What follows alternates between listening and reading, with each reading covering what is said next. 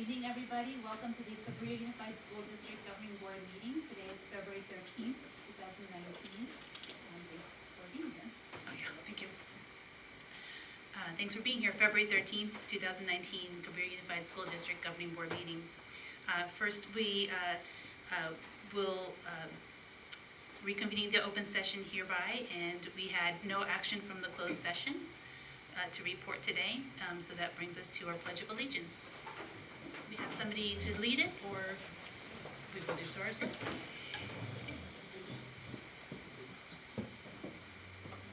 I pledge allegiance to the flag of the United States of America and to the republic for which it stands, one nation, under God, indivisible, with liberty and justice for all.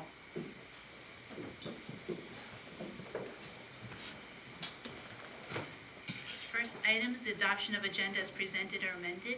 Do we have a motion to do so? So moved. Okay, second. I'll second that. All in favor, please say aye. Aye. Okay, passes 5 plus 1 to 0. Okay, and up to date, student staff community recognition. Very exciting to see a long list of fantastic people here, so I will pass it to Jane to introduce the presentation. So the Cunha Science Fair is one of the great traditions in this school district, almost known as a rite of, well, it is known as a rite of passage. You can't exit Cunha and go to the high school unless you do science fair. The projects are fantastic. The creativity of the kids is unbelievable. I've had the pleasure of being able to judge it. I'm sorry I couldn't get it judged this year, but just amazing. If you ever want to see how wonderful and how well off we're going to be with the next generation, go have a look. I'd like to invite Principal Mike Andrews up. We have some certificates of recognition for the science fair winners, and I'm going to ask Mike if he would take care of this for us, please. Thank you, Superintendent Euster. Before I pass out the... You gotta push the button.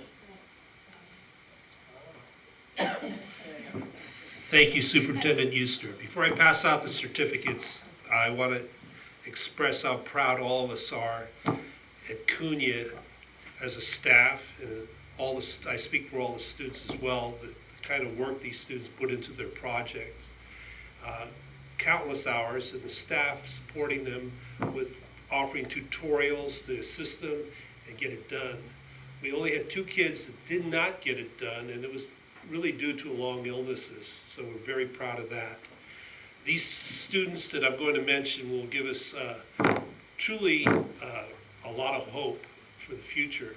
They're going to do things in this world to make a difference. So I'm really proud to acknowledge them, and I will call them up. Claire Wagner, Alexander Dioli, Aneka O'Brien,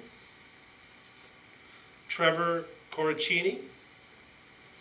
We have a spaghetti dinner going on right now as well, and a lot of them are on sports teams. Is that Trevor? Ah, there's Trevor. Trevor. Well, there it is.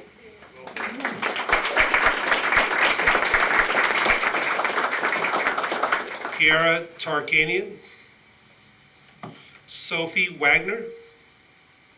It's going to be you and me, Trevor. Anna Johnston, Andrew Dorwin, Anika Durham, Aiden McGee. All right.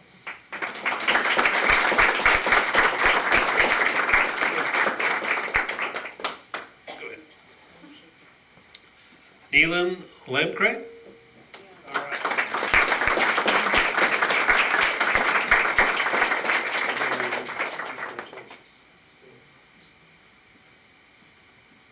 Grace Bigelow Leth.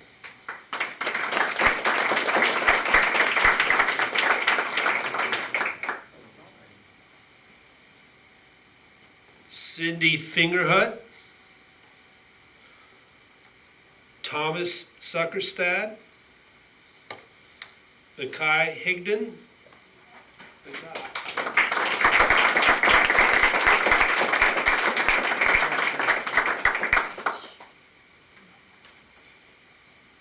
Peter Hessen,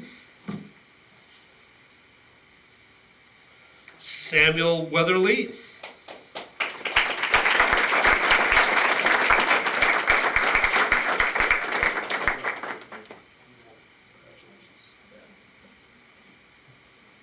Valentina Giaquinto.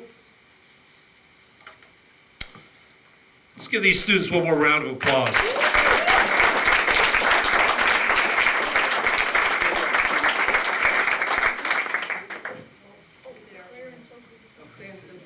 Oh, okay, I'm sorry. Don't go anywhere. I'm going to acknowledge you, okay?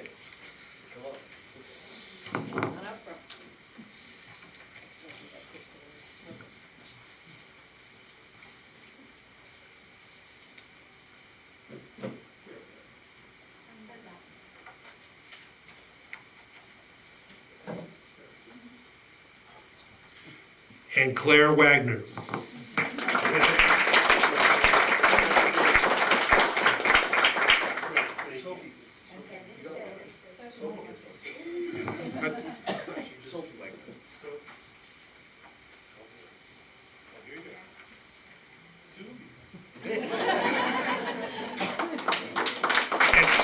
And Sophie Wagner. Congratulations to all of you. Job well done.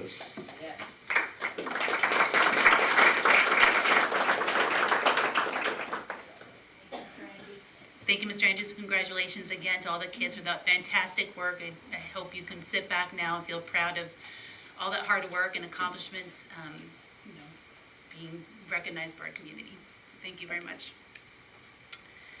Okay, item number 9, comments from the public related to items not on this agenda. Typically, we have a process of green sheets that come up here before the meeting. If we have, seeing there are none here, if there are none coming from the audience at this time, we will move on to item 10. Representative reports. So first, starting with CUTA.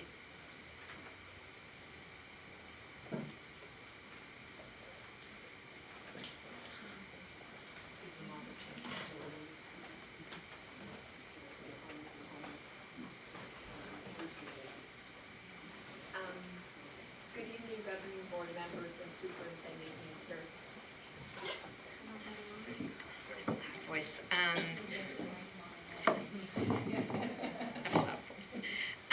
Welcome new members.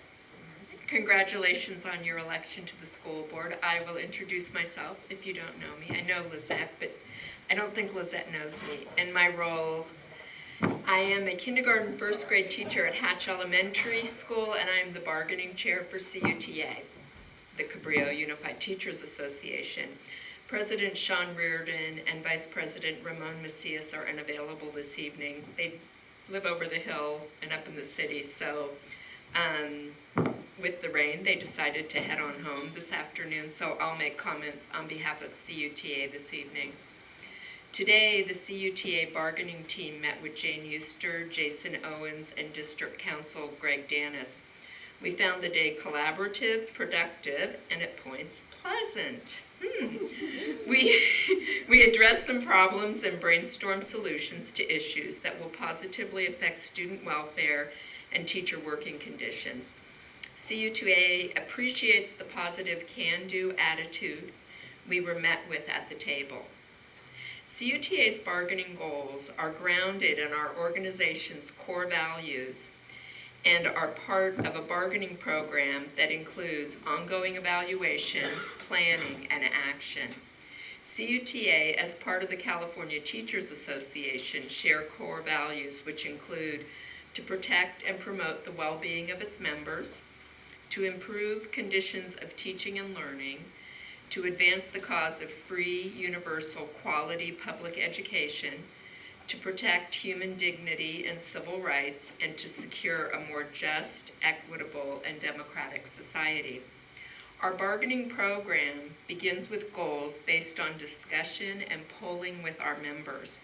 Since the beginning of this academic year, we have polled our members 3 times regarding their bargaining priorities and preferences. These bargaining priorities are driven by a democratic process, and our bargaining team puts personal preference aside to negotiate on behalf of all teachers. We honor the services of the certificated and classified bargaining unit personnel working to provide a quality education program for all Coast Side students. So thank you for listening to my comments, and thank you for your commitment and service to our schools. Thank you, Kathy. All right, next item, CSEA representative. If we have somebody here, it looks like we do not. Okay, so we'll move on to item 11, reports, information, and presentations. So we'll start with item 11A, receive report on local control accountability plan goal 1 and 2 update. So I'll pass it to Joy.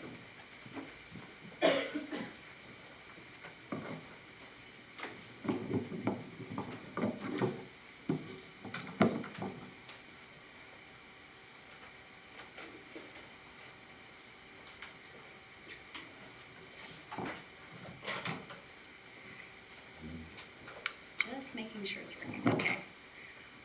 Good evening, trustees of the board president, Sophie Elaine, and Superintendent Euster, and cabinet. So it's my pleasure this evening to present to you the Strategic Education Plan update for goals 1 and 2. Our Strategic Education Plan is also known as our Local Control Accountability Plan. It's a bit of a mouthful, so I usually call it the LCAAPP. So I may refer to it as the LCAAPP. One of the reasons why we use the LCAAPP, or the Local Control Accountability Plan, in this presentation specifically is because this is intentionally one of the updates that we need to do as we revise our plan. Our plan has 4 goals, and the 2 first goals are intentionally literacy and reclassification and college and career readiness, because we see that these are 2 goals that are essential to our work as public education. And the goal 3, which focuses on family engagement, supports literacy and reclassification, college and career readiness. And goal 4, which is safe and supported schools, also helps to support these goals of literacy, reclassification, and preparing students for the opportunities after they leave us here. So just to clarify, this presentation is really going to be a big picture presentation. You could say that it's the 10,000-foot perspective of the work that we do. We're going to have another presentation coming up in March that focuses a lot more on this concept of literacy and reclassification. We'll be able to go in depth as to what our strategies are, the interventions, and the process of how we're supporting our students. Similarly with goal 2, we're going to focus on college and career in a much larger presentation, not next month, but in April, when we'll be able to really focus on our career technical programs and AVID strategies and some of the other things. So with that said, the strategies and interventions as a whole group are reading intervention, piloting our new Common Core aligned English language development materials, Spanish language classes that are offered at Cunha Intermediate School, coordinating and monitoring our interventions and evaluating them for efficacy, as well as communicating with parents regarding reclassification benchmarks and monitoring, and making sure that parents receive guidance on strategies to help their children become literate and reclassified. As you hear, there are a lot of things we're doing to work with parents. That also supports goal 3, because we know that goal 3, which is about family engagement, helps to support our students in their learning. We also have summer intervention programs with a focus on literacy and reclassification, which include Big Lift Inspiring Summers, Jumpstart Reclassification, as well as credit recovery for our older students. We measure progress toward our goals with a couple of targets. The first one that we're looking at is the California Assessment for Student Performance and Progress. This, similar to some of the other terms that we have, we call it CAASPP because it's really a mouthful.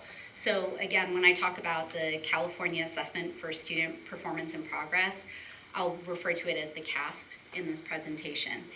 With that, we're looking at an increase of 4% for all students, English learners, and socioeconomically disadvantaged students. The first perspective we have is looking at all students. Now, one of the things, as you call on the prior slide, is that our goal was to increase by 4%, and I brought my clicker up today for an important reason. Whoops, not to click, but actually to point. So we're looking at a baseline from spring 2016 to spring 2018, and we want to see an increase of 4% from that baseline. That's the way that the LCAASPP is looking at increases now, not from the prior year, but actually from 2 years ago. So as you see, our 42% in third grade from spring 2016 did not make a 4% increase in 2018. It also, when we look at this from grade 5, 55% from 2016, it goes to 49% in 2018.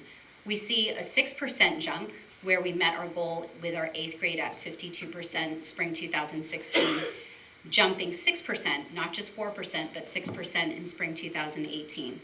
And our grade 11 stayed the same at 59%.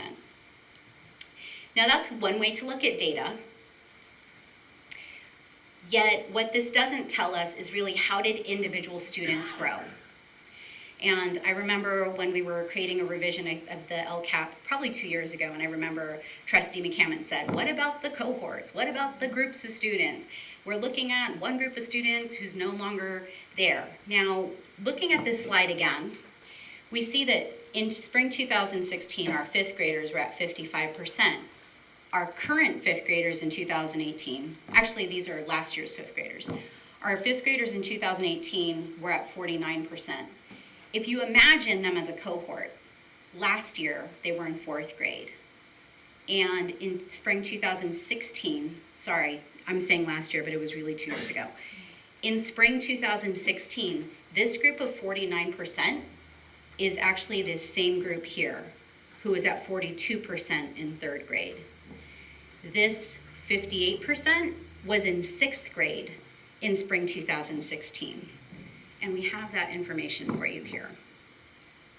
So when we look at this and we examine our cohort group of 5th graders, we see that they actually have increased from 42% to 48%, which is 7% over the course of 2 years in our schools. And when we look at our 8th grade cohort, they actually went from 46% up to 58%, which is 12%. It's a staggering increase. Now, one of my questions that I was thinking about, and we'll look at a little bit more with math, is, are there really big differences between grade 5 and grade 3 tests? When we look at the averages across the state in grades 3 through 8, it's all around about 48%,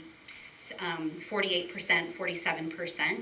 So these increases, we see that the 5th grade cohort actually increased significantly, and our 8th grade cohort has made huge increases, not just for the cohort, but in comparison to the state as well.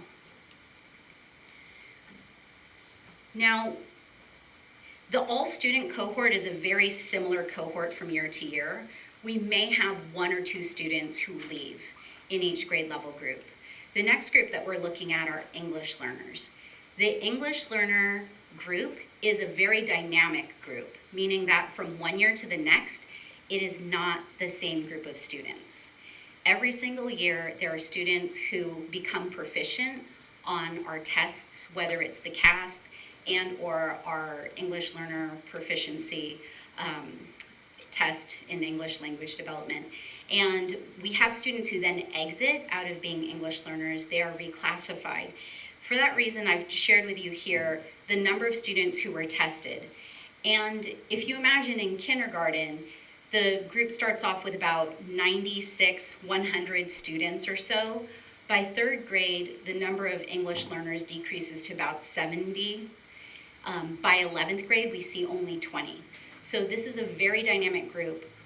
For that reason, I didn't pull any cohort information because each year it's actually a different group of students. We see, though, that from spring 2016 to spring 2018, we did meet that 4% increase. We did not meet that 4% increase in 5th grade, 8th grade, or 11th grade. With that said, we are looking at different ways that we can support our students, and we're also thinking about, is that 4% increase a good metric to use? So as we're revising our local control accountability plan, we want to think about what are the metrics that are really going to help us understand how we're supporting these students in a way that, that makes sense. The next group that I'm sharing here are socioeconomically disadvantaged students. The majority of these students qualify for free and reduced hot lunch. The way you qualify for free and reduced hot lunch is by filling out a form, stating how much money you make, turning it in, and then actually qualifying in that way. There's some other ways that they could qualify if they have temporary housing and are also identified as homeless, or that they're, if they have migrant status, they may also be able to qualify in those ways. So with that said, their status stays with them for about 3 years, and if they don't renew their paperwork, then again, they fall out of this categorization. So from year to year, the cohort is a different group of students. Unlike our English language learners, where you see the numbers decrease significantly from 100 in kindergarten down to 12 in 12th grade, our number of socioeconomically disadvantaged students stays more or less even at about 110 students per grade level, plus or minus 20. But on average, it's 110 students per each grade level. And here you see that our socioeconomically disadvantaged students, from their spring 2016 scores to their spring 2018 scores in 3rd grade, met our 4% increase benchmark. 5th grade, we did not see that increase. And again, similar to the all students, I could pull cohort data and see how that group did as a whole, but again, it's a different group from year to year. Our 8th grade group increased by 8%, and our 11th grade group increased by 16%, which is very significant. Another way that we measure the success of our programs is looking at our reclassification rate. Our goal was to increase our reclassification rate from our baseline year in 2016-17 and to increase that by 4%. Reclassification is the process in which our English learners meet English language proficiency benchmarks and are redesignated as English fluent proficient. The reclassification rate is calculated by looking at the number of students who are reclassified in any year over the total number of English learners. That's the basic calculation, and if you look at it at the state, they always have their little exemptions and other things. So this is the reclassification rate that we're actually given by the state, and these are not internal calculations. So from our 2015-16 year, we started at 9%. Our goal was to increase by 4%. We're actually up at 20%, meaning that of our English learners, we've reclassified about 1/5 of them in the prior school year. Part of this is because of the programs that we're providing that are very targeted, like our Jumpstart reclassification program over the summer. We also have, we've also looked at our process of reclassification to ensure that we're supporting students and providing them a reclassification process that allows them to be considered on par with English-only students without actually having to have high proficiency or even proficiency as the CAASPP test says that they're proficient, because we know that even their English-only students who grew up speaking English as a primary language in their home aren't all performing at proficient on these state tests. So we want to make sure that the hoops that, or the benchmarks that we have are comparable. We also know from this data that our group of students who are English learners has decreased, which may also contribute to the larger percentage of students, of reclassifying students. Moving on to goal 2, this is the goal that really focuses on college and career readiness. Again, we're looking at the big picture, the 10,000-foot view of the work that we're doing in college and career readiness. In April, we'll be coming back to you with more information and digging in deeper on our advanced placement, early college courses, career technical education programs, and advancement via individual determination, which we call AVID. In Goal 2, we've been working this year on implementing new math curriculum and assessing the new math curriculum. We have new math curriculum at the elementary schools this year, as well as at the high school. Last year, Cunha rolled out new curriculum, actually I think it was 2 years ago, and then the high school also brought in new curriculum for their lower division courses. One of the ways that we measure our progress in CAASPP is one of the ways that we measure our progress in Goal 2 is looking at the CAASPP assessment in math. When we were looking at literacy and reclassification, we used the English language arts portion of the CAASPP test. With looking at Goal 2, we started to look at the math target. Now with this, the increase in math proficiency that we were looking at was for grades 3, 5, 8, and 11, for it to increase by 3%. I took this directly out of our LCAP. It said by 3% for these groups. In looking at it, I believe it was actually an error in the way that it was printed. That was my error, really, because I wrote the LCAP, so. But the goal is actually 6%. So in looking at that, I'm going to be referring in this presentation not to 3%, but 6%. The 3% that's written here is the percentage that is technically in our LCAP. This is not an error. Now looking at that, we see, bringing my pointer back out to help with this, that in spring 2016, our third grade group got 42%, and in spring 2018, that the third grade group was at 49%. This is a 7% increase, which meets that 6%, not just the 3%, but the 6% target that we had. Our fifth grade group, again, this is that same fifth grade group that we talked about in the ELA cohort, where we saw the decrease from spring 2016 the decrease from spring 2016 to spring 2018. And this group went from, this grade level, not this group, this grade level went from 36% to 30% in spring 2018. In 8th grade, we see that the group started, this 8th grade cohort in 2016 was at 32%. The current 8th grade group of 2018 is at 43%. This group increased by 11%, again exceeding that 6% target. And our 11th grade from 2016 was at 35% and increased to 8% in the 2018 group of 11th graders. This again exceeds our 6%. Now, I really wanted to look at this data in a different way also, because when I look at the third grade group, you may notice that that's a significantly high percentage across 3 years of third grade in comparison to grade 5, 8, and 11. Now, I wanted to find out, is that something that's particular to Cabrillo? Is there something we're doing that's super amazing in third grade? Is it the fact that maybe they were our pilot grade level in many classrooms across the district for our Bridges curriculum? So I started digging into that information a little bit more, and I didn't find that many consistencies with that. So I tried another approach, because we really think about data in all these different ways, and I pulled up the averages for the CAASPP scores, and CAASPP scores actually across the state are higher in third grade. And they start off at about 40% and then decrease from each grade level down to about 35% or 31% even in 8th grade. So what that tells us is that our third grade group is about on par with where our state averages are. And while there's this dip currently in 5th grade, our scores actually increase in comparison to the state as the students go up in grades. Sharing the cohort information again, I'm going to start with the 8th grade this time. The 8th grade cohort went from 31% when they were in 6th grade up to 43% when they were in 8th grade.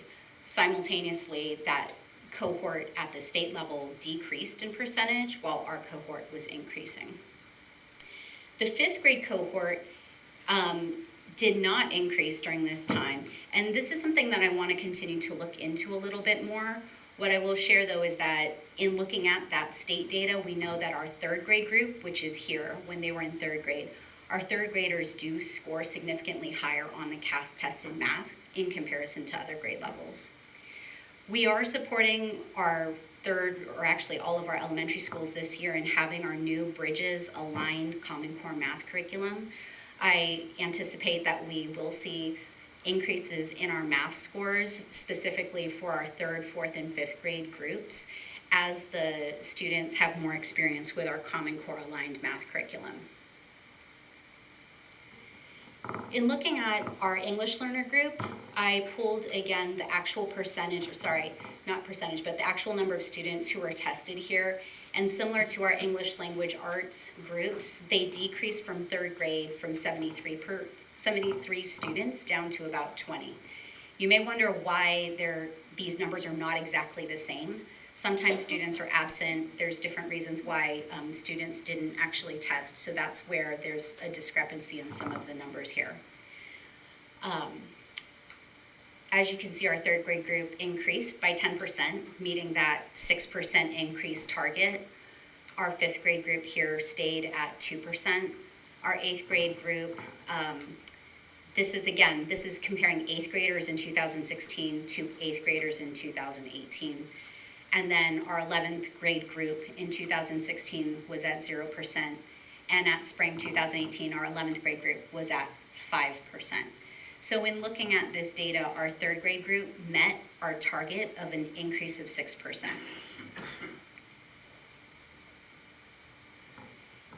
In looking at our socioeconomically disadvantaged students for grades 3, 5, 8, and 11, our third grade in 2016 was at 17% and increased 10%, meeting our target for the third grade group in 2018. Our fifth grade group was at 10% in 2016. That is, the fifth grade in 2016 was at 10%. And our fifth grade group in 2018 was at 7%. They did not meet the target. Our eighth grade group in 2016, the eighth graders in 2016 were at 8%. And the current eighth graders, or the eighth graders in spring 2018 were at 24%, which is an increase of 16%. This year also met the target.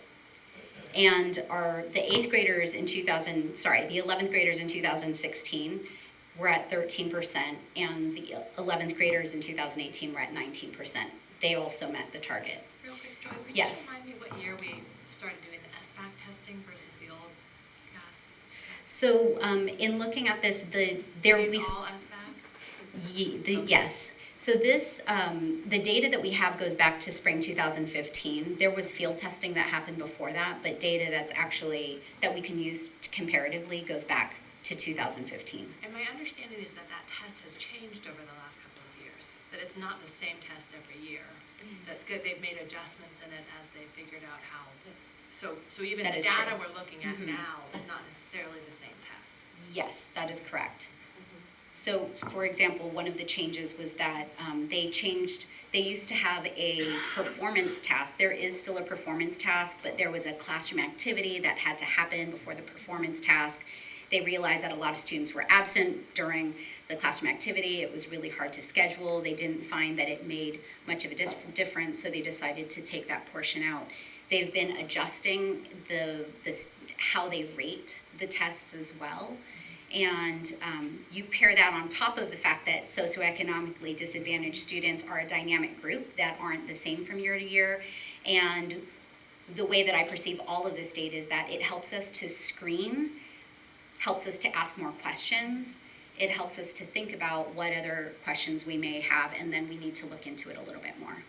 And my understanding with the LCAASPP is that there are certain areas where we have to use this data, and there are other areas where we can pull out cohort data or our own reading assessment data, et cetera. So there's Yes. reasons why we need to have this sometimes, even if it doesn't feel as accurate, but we can complement it Yes. with more local data. That is correct. Okay. So one of the other pieces that we look at is our A through G completion rate. A through G refers to the set of courses required for students, or that makes them eligible for University of California schools or Cal State universities. So we call this the A through G requirement target. A stands for a set of classes, B is another set, and I did not think about pulling which one, but for example, I think D are the science lab courses, G are the elective courses. I don't remember which one is English language arts, but that's how they're organized. And so, for example, for the English language arts requirement, you need to have 4 years of English language arts, and you have to have at least a C- in all the classes. This is different than the graduation requirement, which is a D- as the minimum required in order to meet the requirements for graduation. So our goal was to look at a 4% increase for students, for all students, English learners, and our socioeconomically disadvantaged students. And as you see here, the first data poll that we have here is for all students. In 2016, 57% of our students at Half Moon Bay High met our A through G requirements. In 2018, it was 53%. We did not meet our 4% goal in that. For our district-wide, this includes Pillarcitos. In 2016, it was 54%, and in 2018, it was 50%. Now, this is really interesting, and we had to see, is this really a trend? What's really happening? This is definitely a drop at 4%. The high school pulled out data, sorry, when I say the high school, I mean Half Moon Bay High School, for their WASC accreditation, which is an accreditation process that they're going through right now. They pulled out about 9 years of data on the A through G eligibility. And over the past 9 years, we've been plus or minus 1% at about 56, 57, maybe 55, but it's been very stable for about 9 years. This is the first year where we have seen a 4% drop. One of our questions is this an anomaly, or is this a new trend where we're starting to decrease? One of the questions that we have is what might be causing this? One of the things that we've been talking about is with the Promise Initiative, some students are really making a choice to go to community colleges, and they say, I don't want to take all the A through G courses. I'm not going to fight to get a C- instead of a D- or a D+ or a D. So we're wondering if that might be one of the reasons. We have to do a lot more investigation. So we're going to have time in 2 months when we bring A through G eligibility, college and career readiness, career technical courses. We'll be able to bring the kind of thoughts that we have about what we're trying to investigate about this and some of the solutions that we're considering. Have the socioeconomic disadvantage, that percentage-wise within our district, has that changed? So I believe, so that was all students. Right. That's going to be the next slide after English Right, learners. but I meant, Oh. has our percentage of the students, has our demographic makeup shifted I see what you in mean. the last years? That is a really good question. Yes, it's pretty, but it's pretty steady as far as our underrepresented Mhm. because it's tied to our funding. So we really are advocates about getting everyone to fill out that application so that we can get funding other ways. Right, no, it's not Mhm. about funding, but it's how it impacts the data. Right, so I mean, we're constantly recruiting for our families. No, but she's asking- It's a different question. Yeah. Yeah, what she's asking for, has the number, we've gone up in the number of kids for SED since I've been here. So I think we can look into that, and then I can get that information to you. So there's your point, it's not a huge, yeah, it's not like 10% more. Meaning just where to target for solutions. Go ahead. Yeah. And I think to go with that too, there's a difference between whether students are experiencing the challenges of socioeconomically disadvantaged families, including, housing insecurity, food insecurity. Are there people in our community who are experiencing that? Have we identified them? And I think those are two different questions. I know that in the time that I've been at this district, there has been a much more concerted effort to identify students through making sure that we have those forms filled out, especially at secondary, because It's our secondary students that are harder for us to identify and find. Some of the students say, well, I don't really want to have hot lunch, so why should I fill out this form? It's more than just that. It's helping us to identify the students who need the services. So with that, our English learner cohort group here, when we look at the percentage of students who have met A through G requirements out of the total number of English learners, and I apologize, it says students tested. That's the total number of students who met requirements out of the total number of English learners at that grade level in 2018. So of the students who were considered in that group of eligibility for our A through G, 9% of them, which was 1 out of 11 of our English learner senior graduates. In looking at our socioeconomically disadvantaged cohort of students across the district, in 2016 it was 39% who met our A through G requirements, and in 2018 it was 28%. So real quick, just as Yes. you're looking in the next couple of months at kind of the underlying data of why these numbers in the ATG requirements have gone down, it might be good to think too in terms of, is, like you were saying before, is this ATG requirement the right thing to be looking at? Because if some of those students are still moving on to further pathways that are beneficial for them, whether it's community college or some kind of career thing, then maybe there's another way of measuring their success in those areas. So that's just something to kind of keep in mind when we're looking at that goal in the future. The other point I also wanted to make is that I have heard some folks talking about the difficulties of lots of classes, so that the AP and the advanced classes, and I'm wondering if that might be contributing to some of this, if there maybe a little bit more breadth, especially in some of the upper division classes at the high school, so that there are ones that they can satisfy that 4-year math is not a really advanced math class, that those things might open up the ATG requirements for more students, just another option to look at. Yeah, the A to G requirement is required.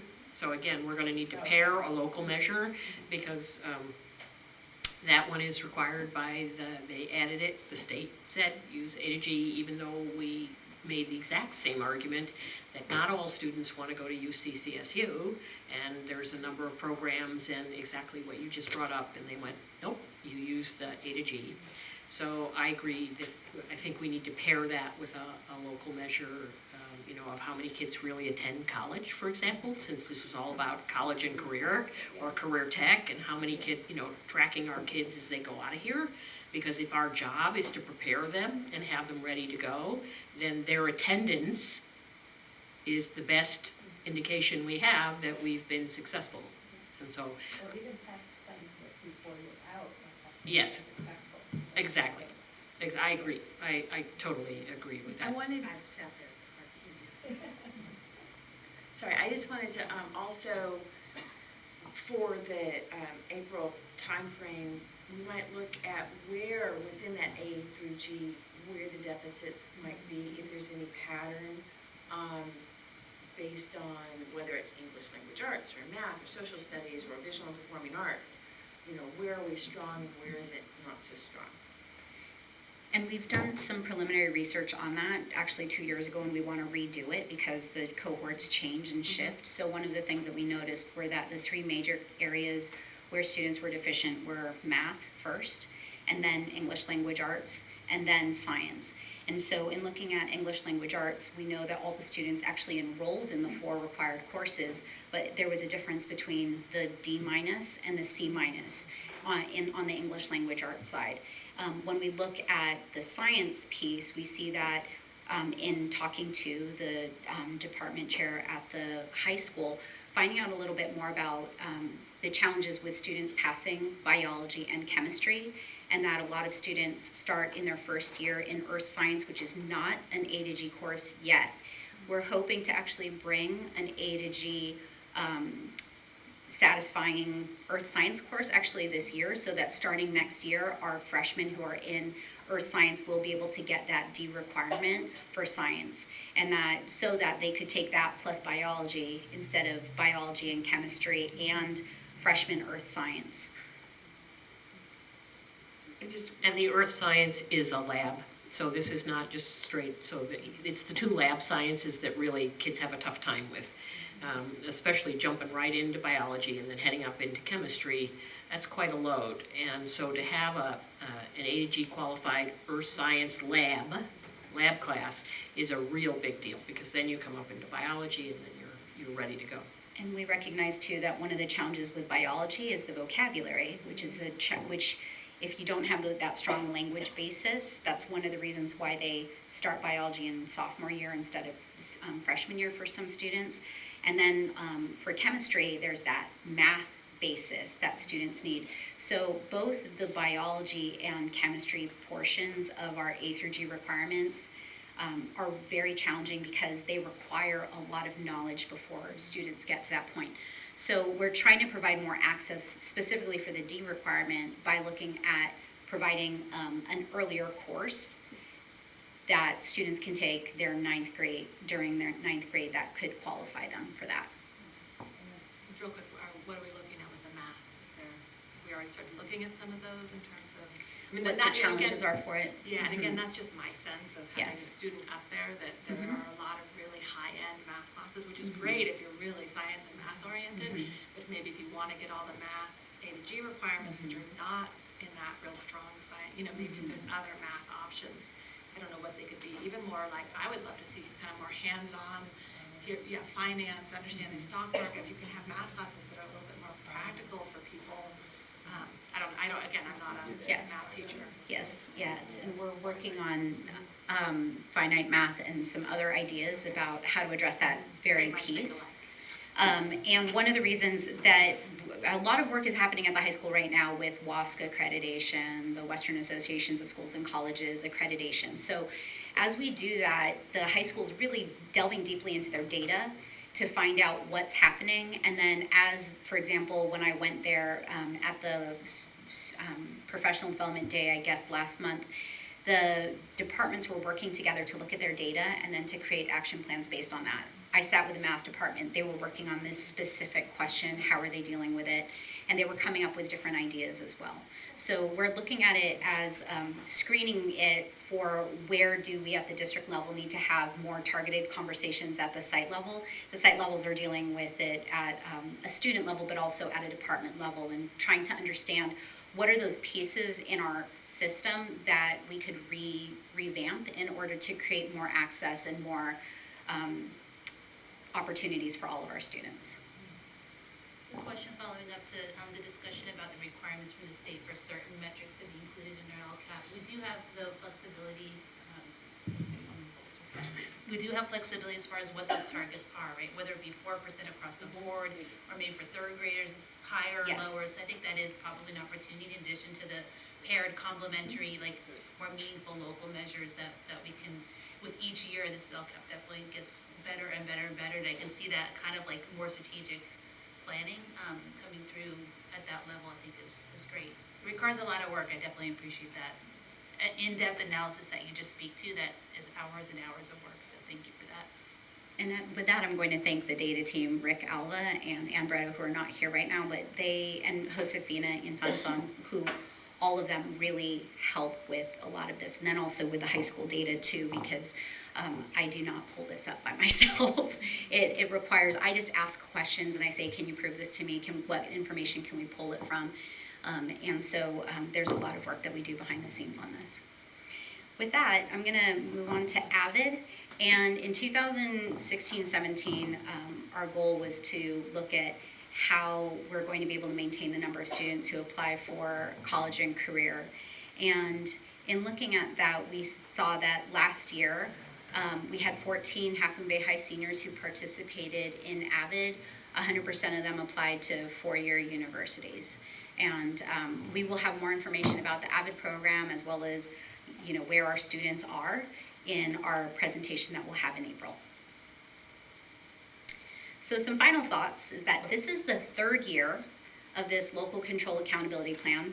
That's why we presented you with these 3 years of data. We looked at that, 2016 information, comparing it with 2018.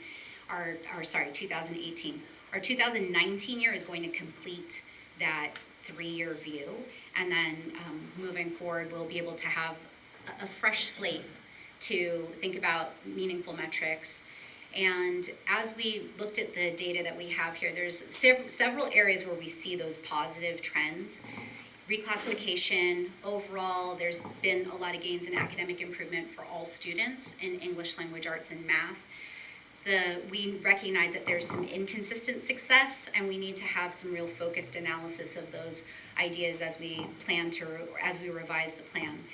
I look forward to also coming back here in 1 month to talk to you more specifically about reclassification and literacy.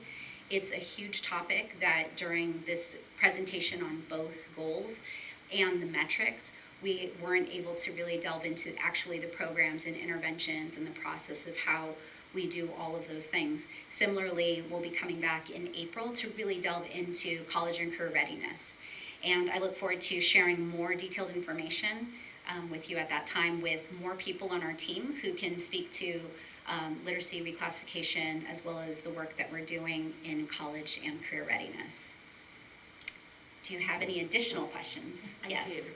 Can you remind me at the end of last year where we were trying to incorporate the visual and performing arts as part of the overall whole child type So within piece of LCAP? So within our local control accountability plan, there are two pieces that I see where visual and performing arts fits, but more specifically, I think in college and career readiness, that's the academic piece. I think that philosophically, I think it also fits in with safe and supported schools. But I think that in terms of college and career readiness, visual and performing arts is part of our A through G requirements. And so it falls within that context as well. Yes. Then that's 4. And one thing that I'll share with you is that we're going to be going out into the community in the next couple of months to get input as we revise our LCAP. And one of the questions that we're adding this year is about student engagement. What can we do to help students to feel more engaged in school? I think that we phrased it more as, what can we do to get kids to come to school? And we want to get those ideas about what it is that's going to create engagement, because we get a lot of information about how parents or students or teachers or staff want to help support students to be successful. Last year we added the question about parent engagement. How do parents and schools work together, and how can we do better with it? And one of the themes that we hear in these input sessions are people wanting to give input on how can we get kids to be motivated in schools. So we've actually added it as a specific question so that we can hear from all of our community really specifically about it, and not just have it be something that we hear because we asked a different question.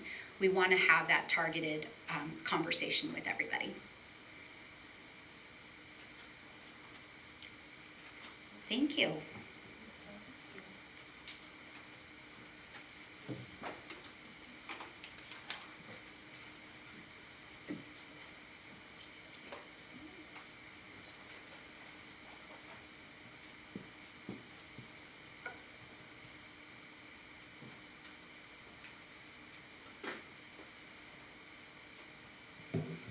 So it's my pleasure to introduce Irene Preciado, our Director of Categorical Programs, and our Interim Principal at CUNY, Mr. Mike Andrews, who will be presenting the school plan for student achievement.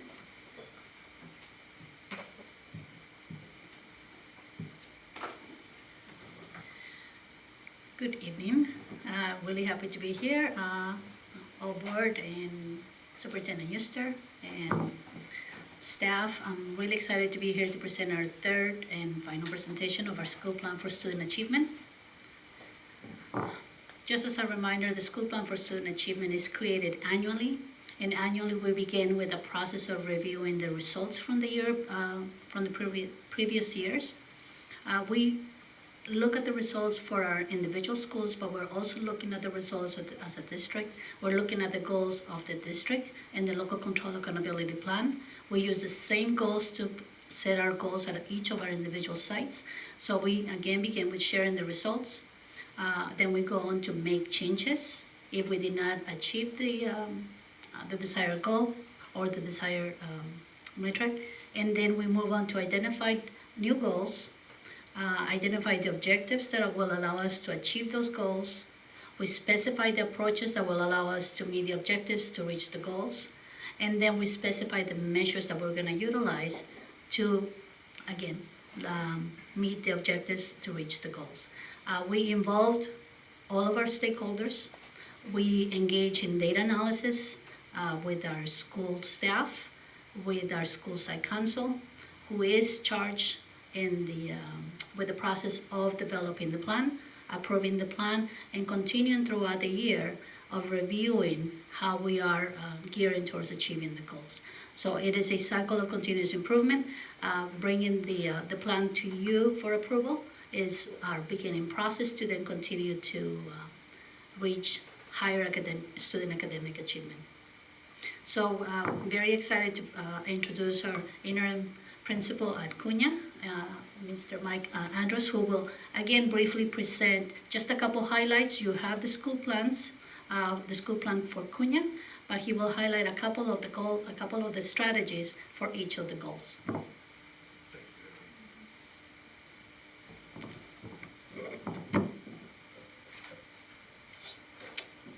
It's my pleasure to talk about the 4 goals at CUNA. And the first one is, by the end of the year, to reclassify 25 students, and ELD students will raise their reading levels by at least 1 grade level.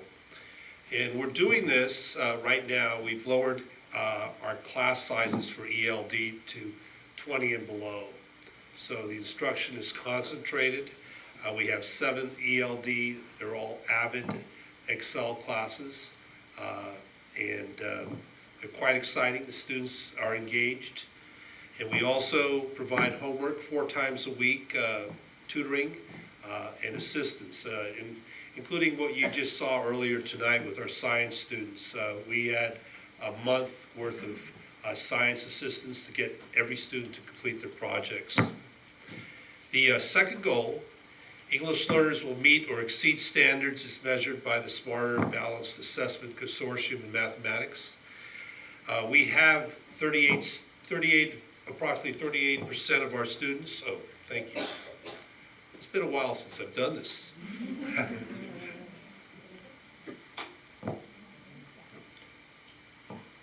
There we go. Thank you. We have approximately 38% of our students enrolled in AVID at CUNA as I speak, in learning strategies and methodologies in the sense of learning and exploring ways to become better students and already thinking about colleges and beyond. We have AVID Excel for ELD 3 and above classes, and students are supported in these classes to build their academic language, leadership skills, and share college readiness goals. One of the things that we really emphasize in these classes, academic language. In all of our textbooks and all of our subject areas, academic language plays a big part. So we really emphasize that area. Our third goal is to increase our parent sign-ups on School Loop by 10%, and we've done that, and increase our parent participation in school-wide events, that at least 100 parents attend at least one key event. We have at least 100 parents right now, probably still eating and enjoying their spaghetti dinner. I've been very pleased in the 5 weeks or so that I've been at CUNA with the parent involvement.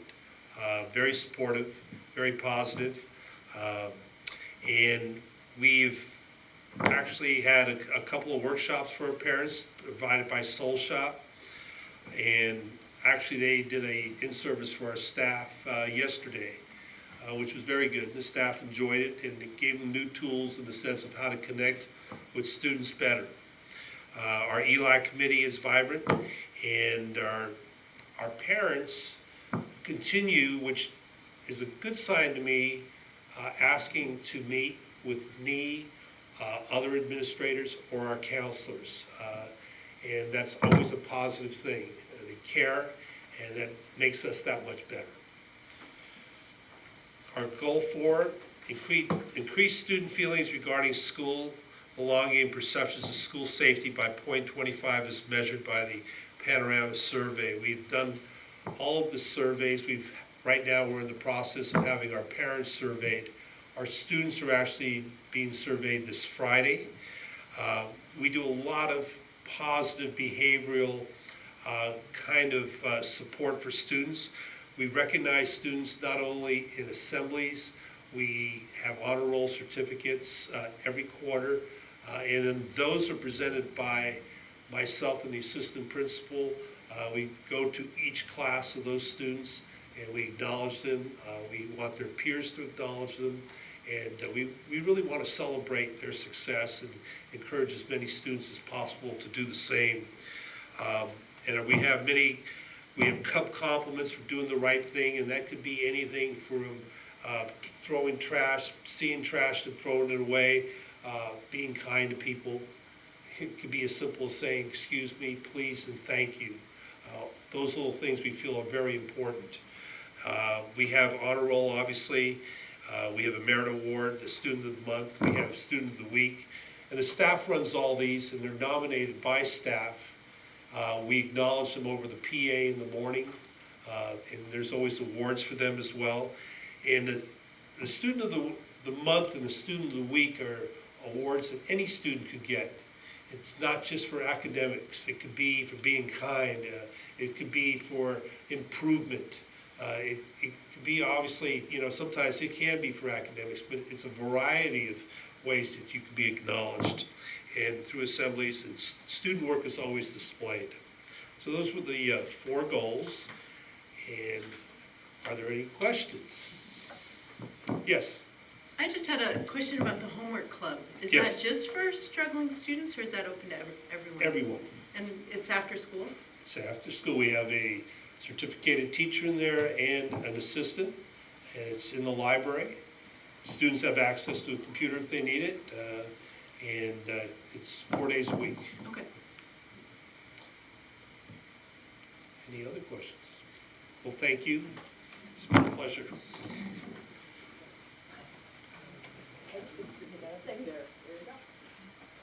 Thank you very much. Yes.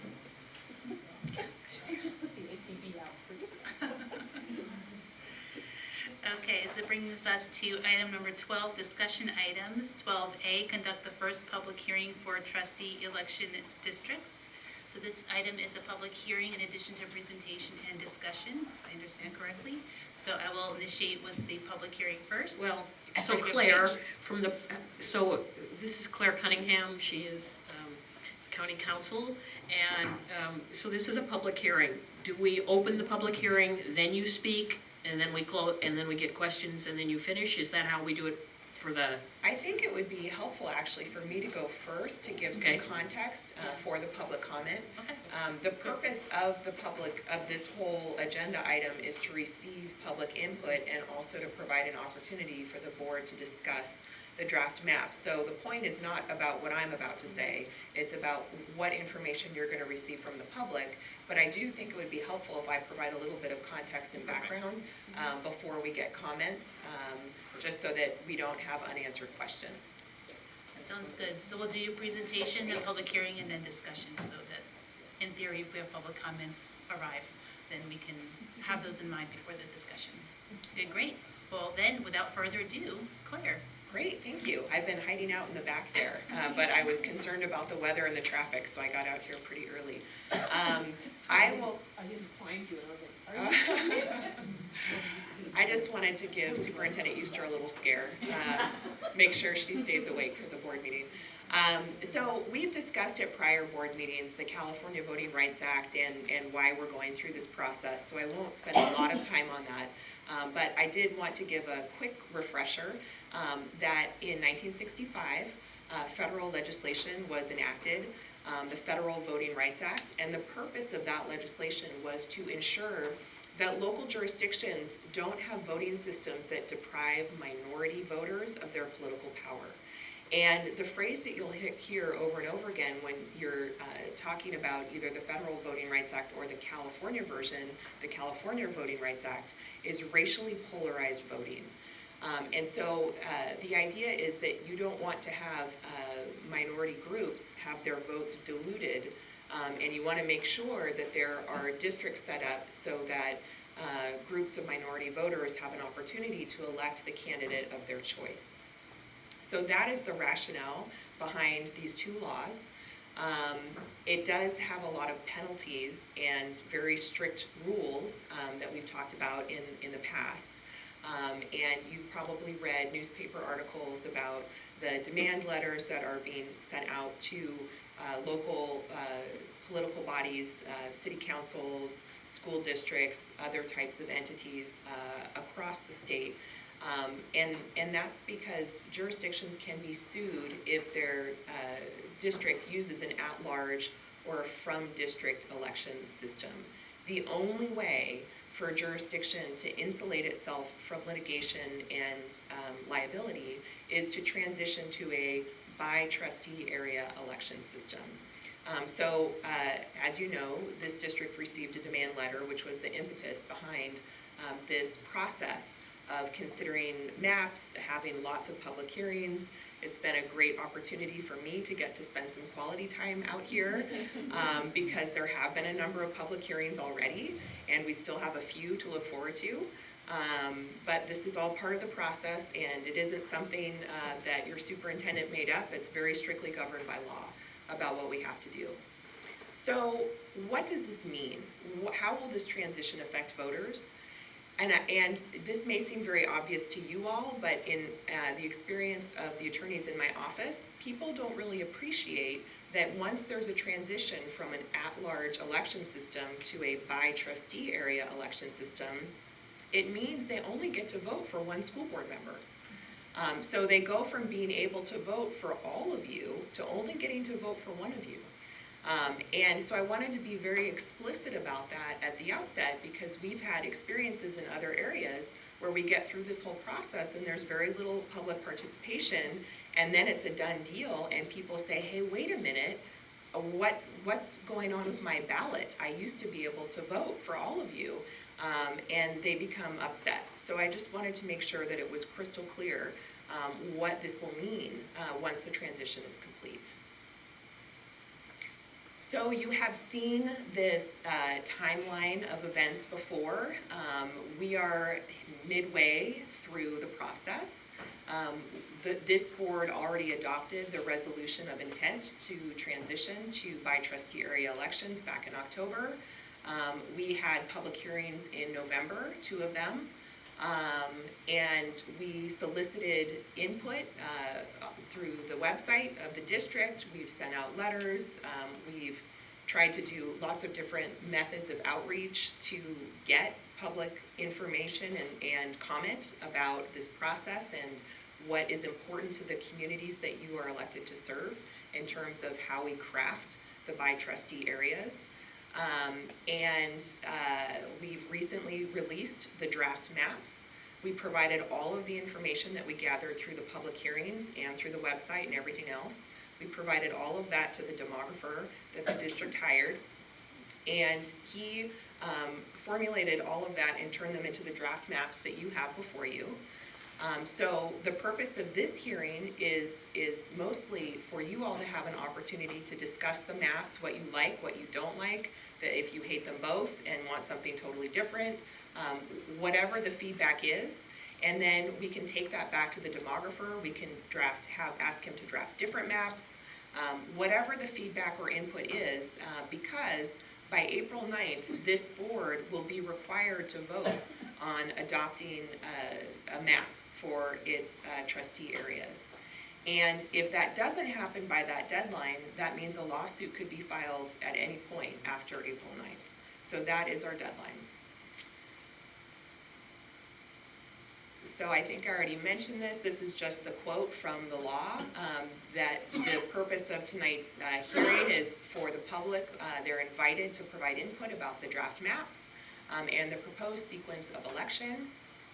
So what is the criteria that you as the board will be looking at when you're deciding which map you want to select? There are a number of things that you'll look at: equal population, communities of interest, compactness, contiguity of districts, boundaries, respect for voters' wishes and continuity in office, and other local considerations. You know, how does this align with where your schools are located, and other things that you might think of that we haven't considered thus far. So I want to spend a little bit more time on one of those aspects because a demographer can look at census data and look at maps and consider that on his own. But what the demographer doesn't have access to and that we need to get from the public comment and from the board discussion is what are the communities of interest in this district. And the way you determine a community of interest is you look at, are there any distinctive areas within the school district boundaries that have a definable group of people or some unique geography or something else that makes it undesirable to split it up. So you look at things like school attendance areas, you look at neighborhood dividing lines where people feel that this is a neighborhood and you shouldn't put a line through the middle of it. Parks, other physical landmarks that you have, activities, concerns, issues. That's the stuff that you and the community know about and need to let me know so we can share it with the demographer to make sure we don't inadvertently propose a map that draws a line right through the middle of a community of interest. So one question that we get is, okay, once we go through this process, does that mean all 5 of the school board member seats will be open for election in 2020? And the answer is no. The election that we just had in November, which seated 3 trustees, stays in effect through 2022. But in 2020, the district will have 2 governing board seats up for election during the first by-trustee area election. So this is a map that I got from the district, and it's the school attendance boundaries. Just for some background information, you all know where the schools are located. And here's the first map. For consideration, we're calling this the green map in contrast to the yellow map. And I know those numbers are hard to read up there on the PowerPoint, but you should know that we, staff, will not bring forward a map that is not legally compliant. So this is legally compliant and the yellow map is legally compliant. It's just a matter of whether it satisfies the other factors that you will consider in adopting a map. And it's possible, we've had this happen in other jurisdictions, that maybe we'll get maps from other sources. Maybe members of the community will propose their own maps. We would need to vet those to look at the demographics to make sure that any map that it doesn't come from our demographer that we've hired is legally compliant before we would recommend the board vote to adopt such a map. But at this point in the process, we have 2 proposed maps. And I did want to just comment on, it's challenging to come up with maps for this district. There are some unique aspects of this district that make it hard. In a prior presentation, we looked at some maps from other jurisdictions, the city of Pasadena, and they had nice, neat little lines, and it all looked like it made sense. You know, you just cut it up in equal parcels, and there you go. But here we have issues with where people live, and that there are, as you can see, vast areas that are not highly populated. And so there will inevitably be some trustee areas that cover a much larger geographic area than others because within this district, the population is concentrated in certain areas. And that's what we have to look at, is the population. And, you know, I'll switch over to the yellow map just so that you have the contrast. And, you know, there are also some things about these 2 maps. They kind of jog up the coast in a little bit of an unusual way. But again, that's driven by the population, where people live. So, you know, it's hard to get around that. It's just not possible to come up with a map that looks neat and tidy. So with that, I will end my presentation.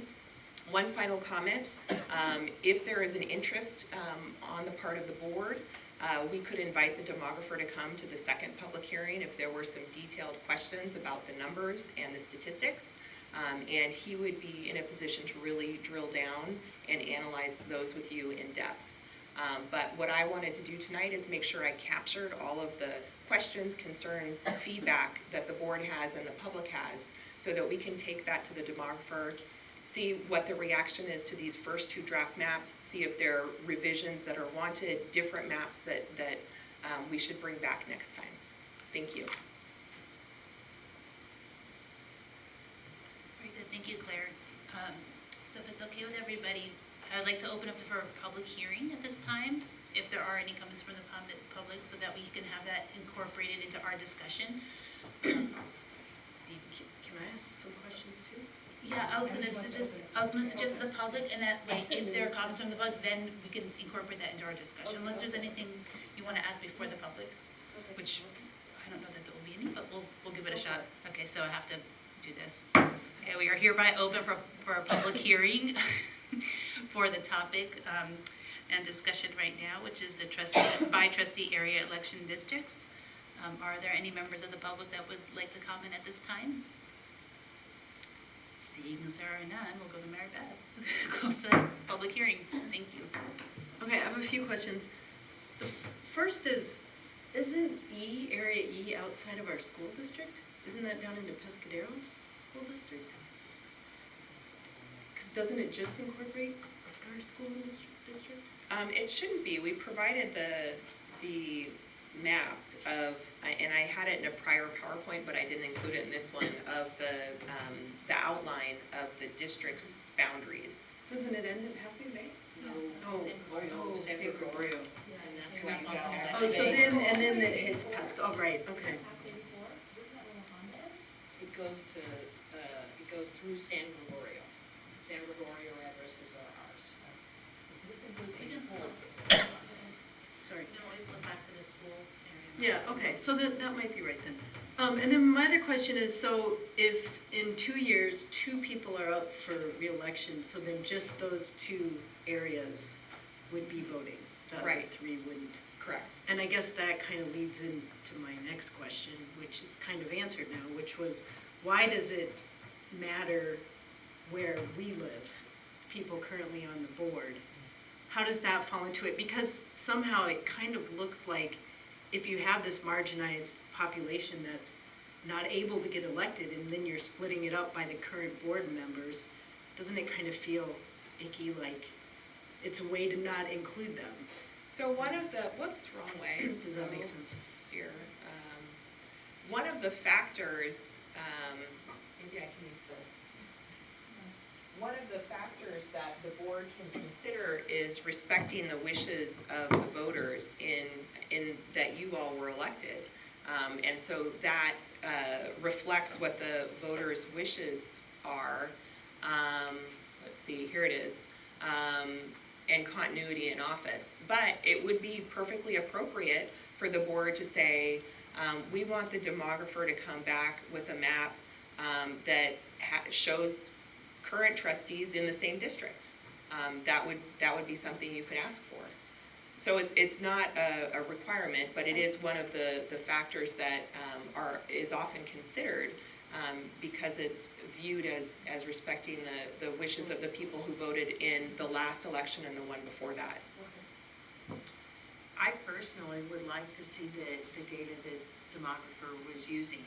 I'm less concerned about exactly where we live, but understanding where concentrations of different demographics are, so we're honoring that intent. So And it's harder to see here if all we're seeing is kind of, here's a map of the school districts, and so we don't have that data in front of us. Well, that's the map of the. Yeah, the second page has the breakdown of the numbers, which is hard to read because it's a lot of numbers on a small. But again, it's by that map area, but not like by pinpoints. Like, what were the considerations for drawing those lines? Or what was the thought process for the demarcation?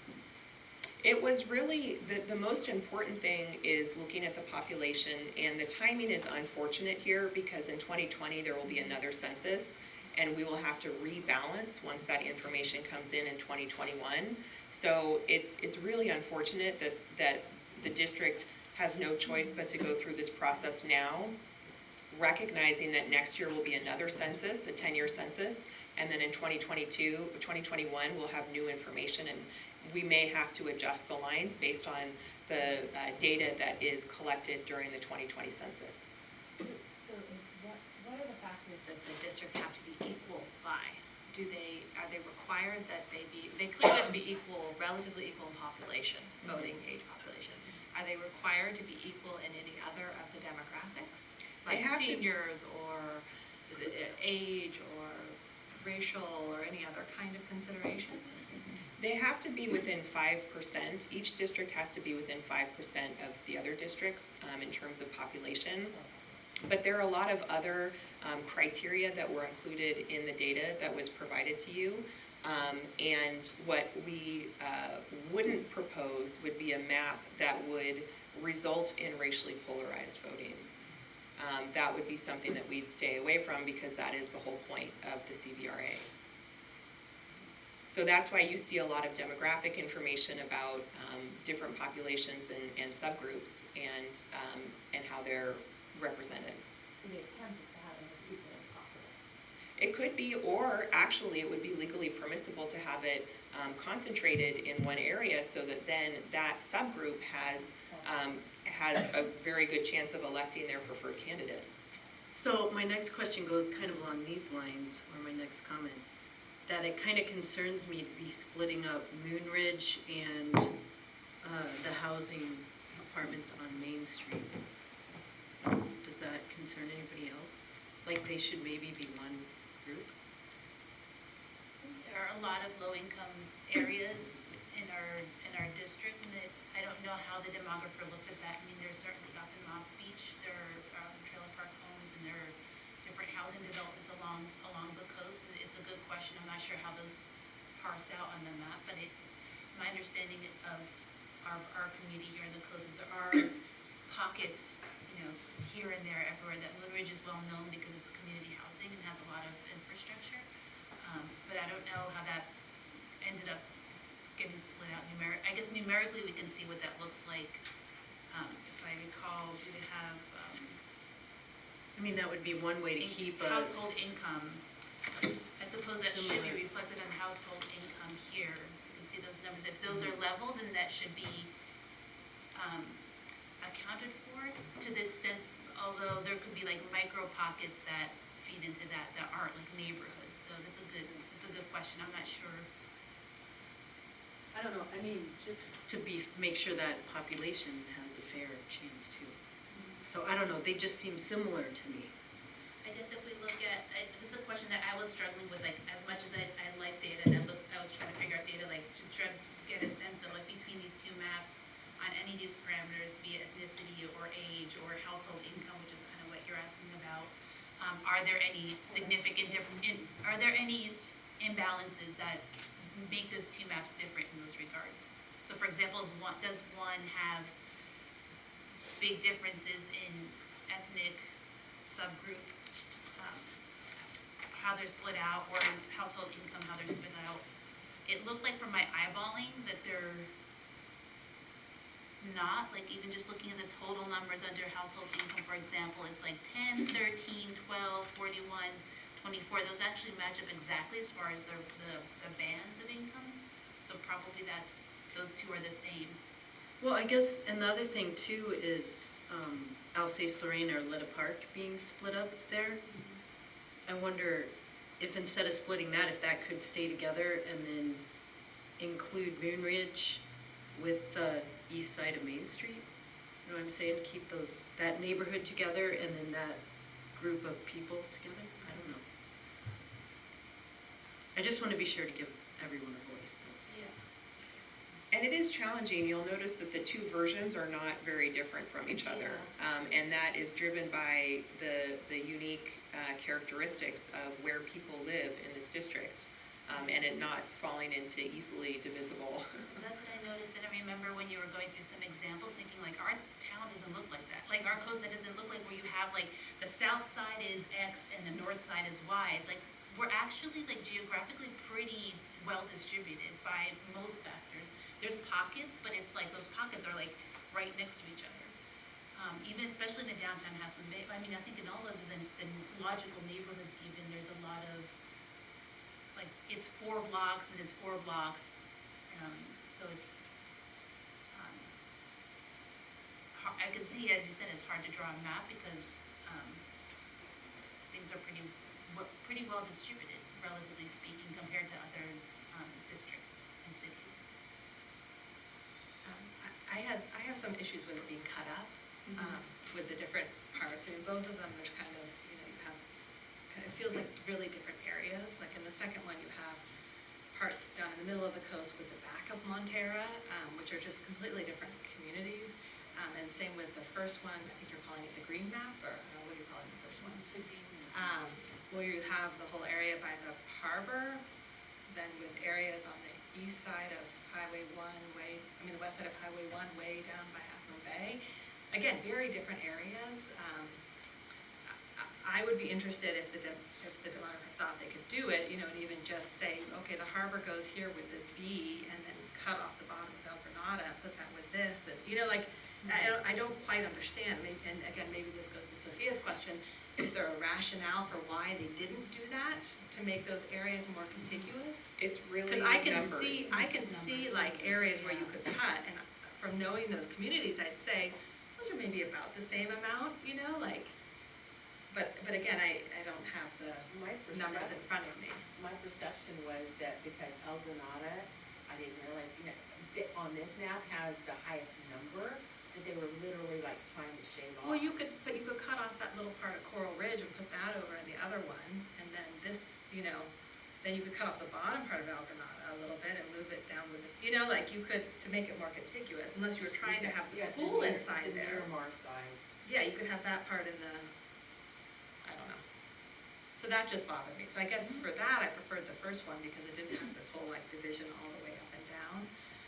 And I'm not opposed to what Mary Beth was saying in terms of whether or not we want to try and have a district that has a slightly more increased Hispanic representation to try and increase the chances of having somebody represented, and we have someone represented here now. So again, I'm not quite sure why we're doing it. I mean, I know why we're doing this, but it's a little hard to come up with something that's really rational when it's not a rational procedure that we're going through. But those are my comments. That's something, and I think that's probably, I appreciate the need to balance. At the end of the day, it comes down to numbers, and so we can kind of make it as rational as we want. I think for that reason, to me, that's what struck me about the yellow map, is it felt a little bit harder to get your head around because of this, like how the inland areas of Montara are put with parts of Half Moon Bay, versus having like Montara all together on green. Like if all else being equal, I would say to me, like green, I always feel like voting is confusing and hard enough if we have maps that don't align to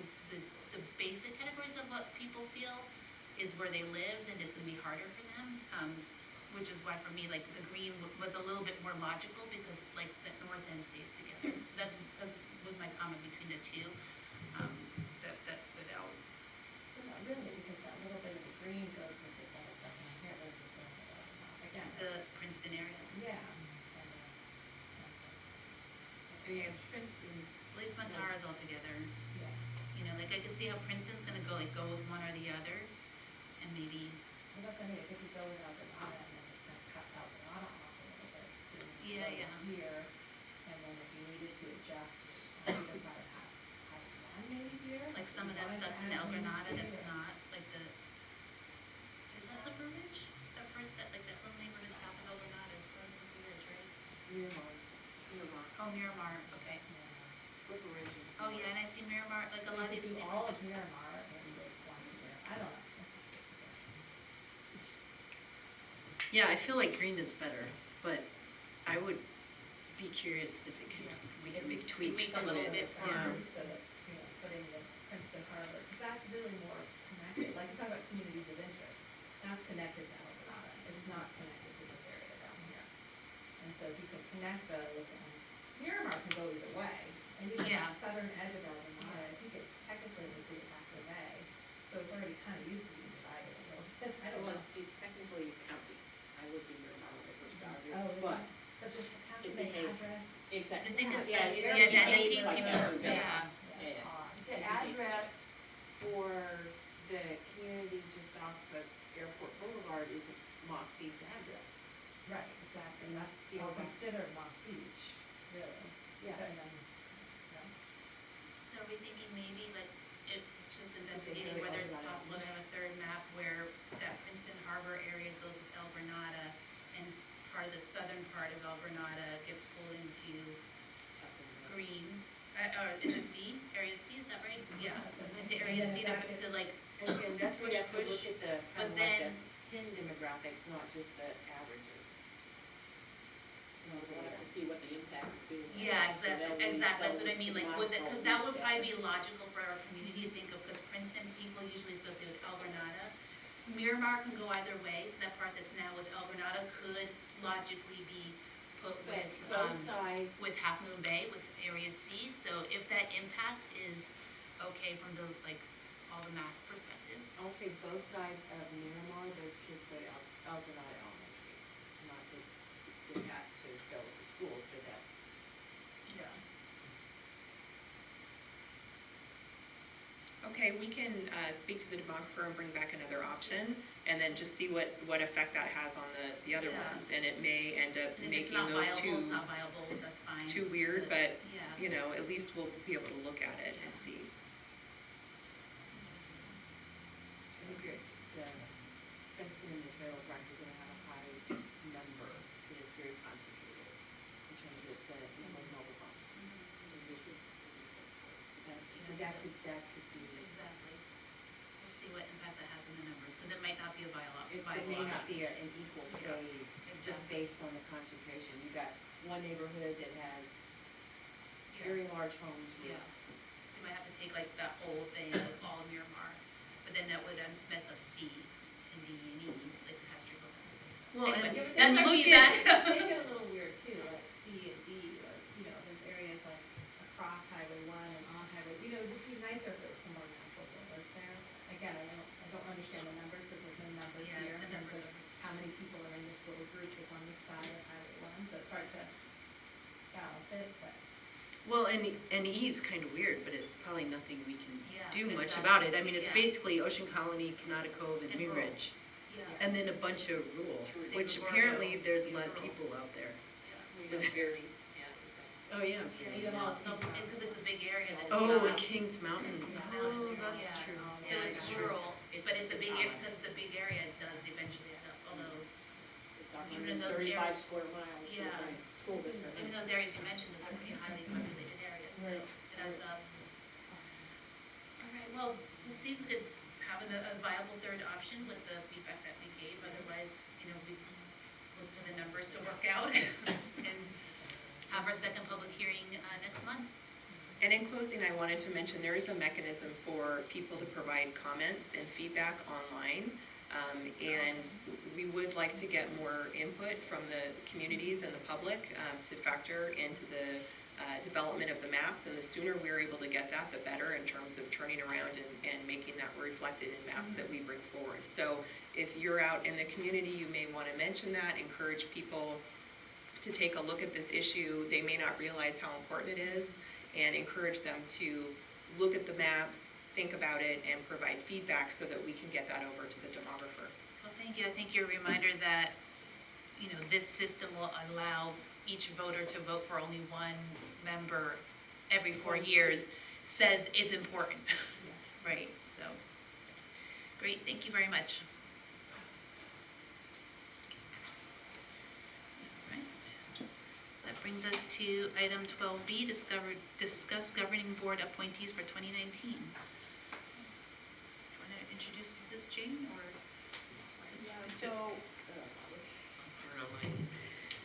Me who corrects everyone else, busted. When this is ordinarily done in December, as the board takes its new roles and we rotate through the officers. And at that time, the board starts to talk about which board members will represent the board at various functions and with various organizations. Because we had just come off an election and there was a lot of discussion and we had brand new board members, we did the officers that were required by law to take place in the December meeting, and then we delayed and said we'd like some time to discuss. And so at our board the special board meeting that happened in January, there was a great deal of discussion about this particular item, and so this evening, what we have is the results of those discussions for further discussion on the board member roles. So in addition, I just want to point out the background information, another really good part of the discussion we had at our special board meeting was what the role and responsibilities of these liaisons would be. So we felt like that was maybe an opportunity to have clarity with ourselves and with our partners in the community. So it's in the green sheet there, but just very, very briefly, the role is to foster two-way communication and partnership with key groups in our community. Responsibilities include attending meetings and events, monitoring newsletters and websites, providing information to inform and consult the group and the board. Progress and partnership in upcoming activities and events shall be reported monthly to the superintendent and board during the board communications updates, which we have each month. And so on the green sheet also are listed the appointments that we had discussed in draft form during our meeting in January, and they're presented here for approval. So I'll open it, I guess, there's no hearing, it's just, I guess we'll do just a motion to, we don't even need a motion, right, just discussion? Yeah, okay, so we don't need to actually approve this, right? Okay. Okay, so we'll. You need to approve the ones designated by law. Okay, these we could just discuss. Okay, good, thank you. Yeah. Yeah. Do we have any further discussion, questions, comments? Anything? All right, so we're good to go. Okay, so then brings us to item 13, communications. Okay, we'll start with board members. Mary, do you want to start? Sure. Not much, so I apologize. And I am going to be getting to the school sites, but it might be delayed a little bit just because of family health issues. But I did make it to the special ed committee meeting, and thank you, Holly, for including me, and I'm very excited about the whole process. And I could tell already that Holly's already had many very informative meetings, and I look forward to seeing how it moves in the future. So thank you for that. And everyone have a great holiday, and I hope everybody gets well. There are tons and tons of illnesses going around right now. So.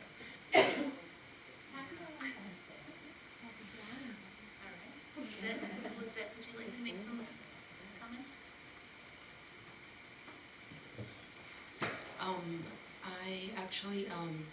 I have a really sick child, so I'm not as active as I usually am. So she's been out of school, sorry, Mr. Porcel, for over a week.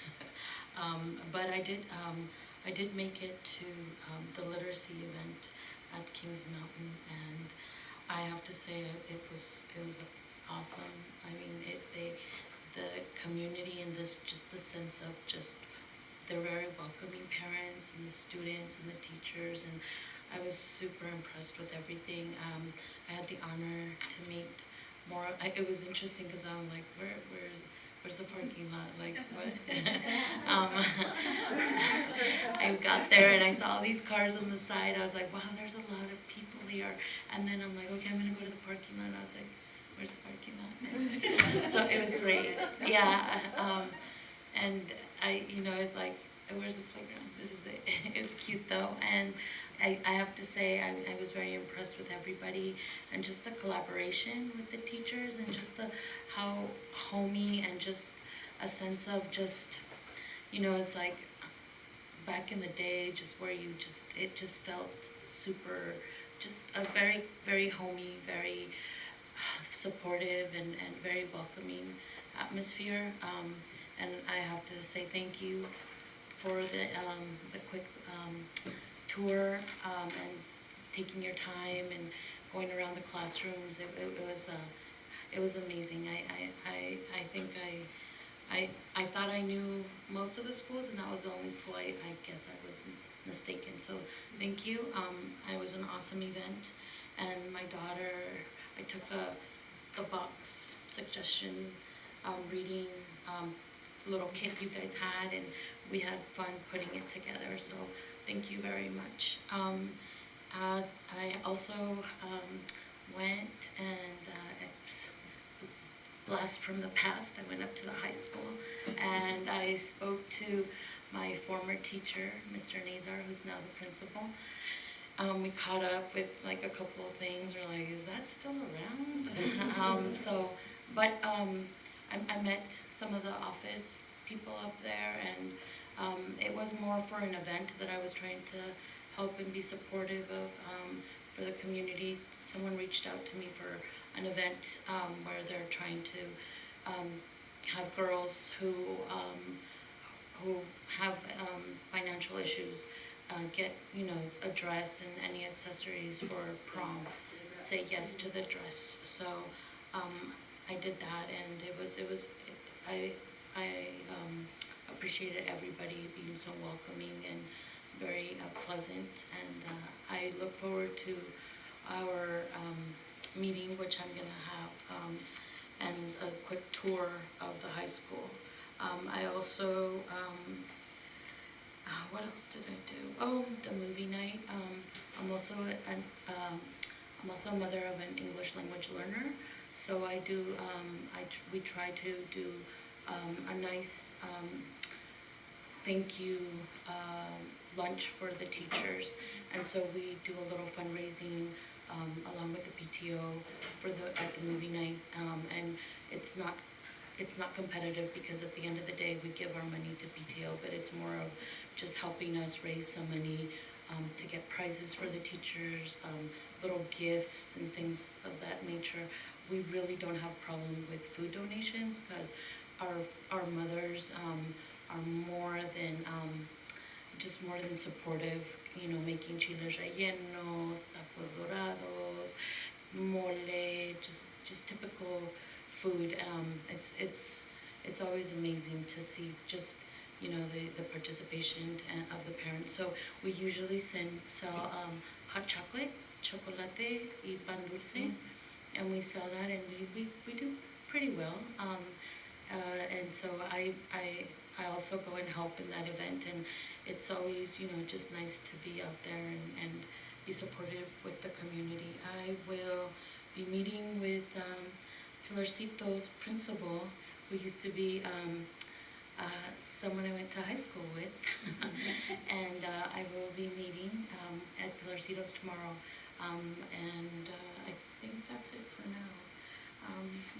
And so I'm just trying to stay busy, but it's hard because we all have lives and kids and jobs and stuff, but so far I'm very pleasantly just surprised and just honored. So that's it. Thank you.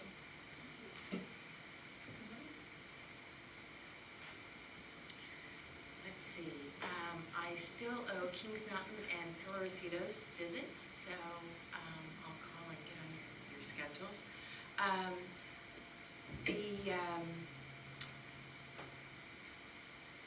Just drawing blanks here. I really appreciated the LCAASPP and all of the statistics, and I really appreciate all of that information. And I know I do nitpick on visual and performing arts. And my reason is that you don't know what you don't know. As a parent in a household that knew that I was going to put my kids in music, I knew that extracurricular things were going to be important, whether it was in the schools or not, I could do that. I had the means. But when I see that each grade level we have roughly 110 students that fall in that socioeconomically disabled category, that really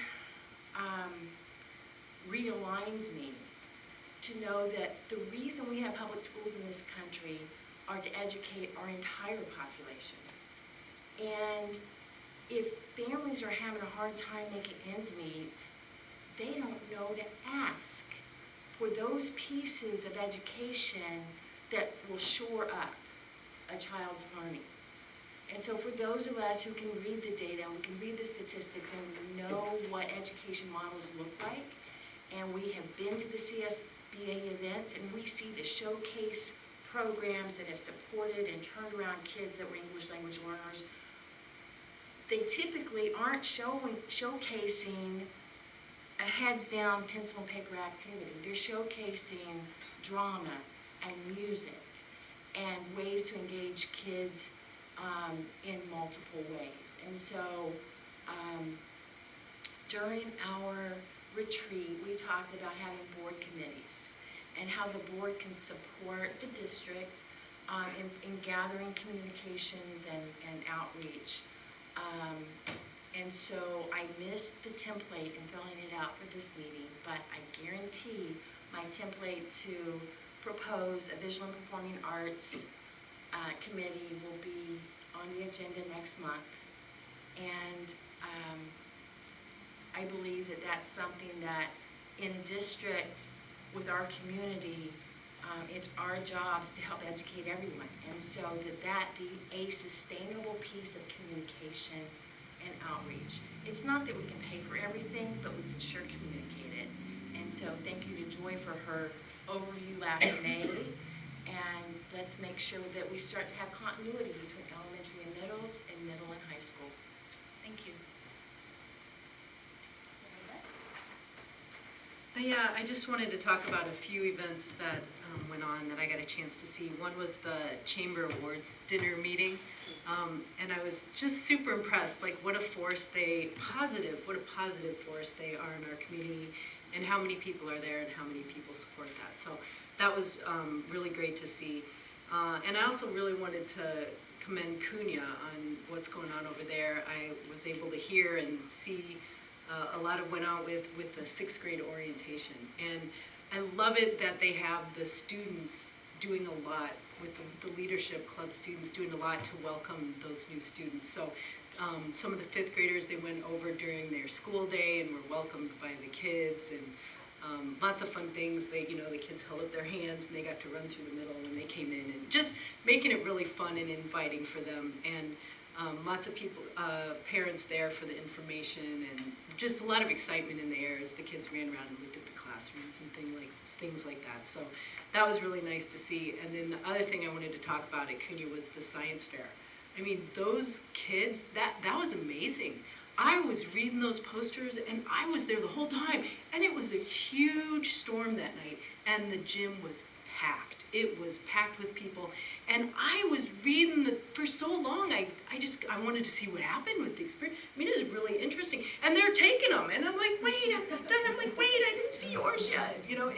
They're amazing. They're doing some really amazing stuff with that science. I was blown away, really. I couldn't believe it was 8th graders doing those projects. So anyway, I wanted to bring that up, and I thought, that was all great to see.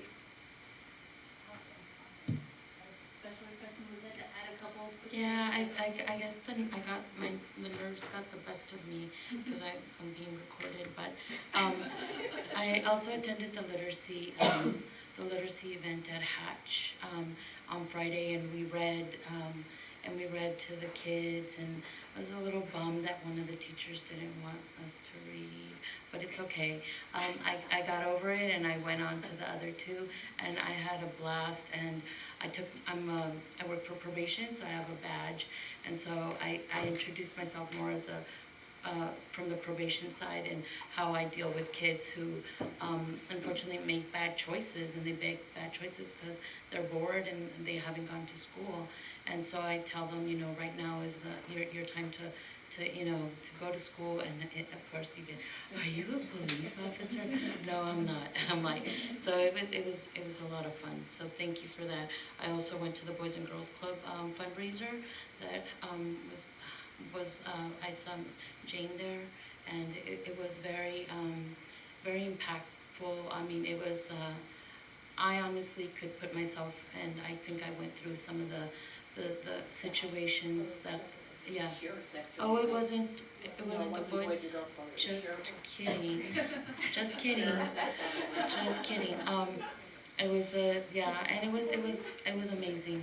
It was amazing, and I really have to commend that officer, both of those officers, for just trying to plant that seed that, police officers aren't always the bad guys, even though they're portrayed that way.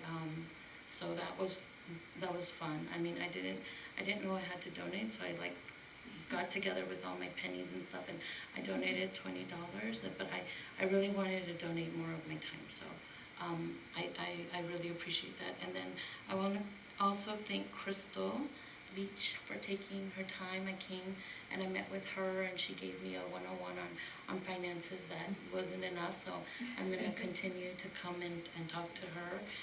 And I also attended the Hill graduation at Hatch, and it was amazing. And the kids, I mean, they were just so proud of themselves, and it was just a fun way to get them to try different foods, and that just because it's green doesn't mean it tastes bad.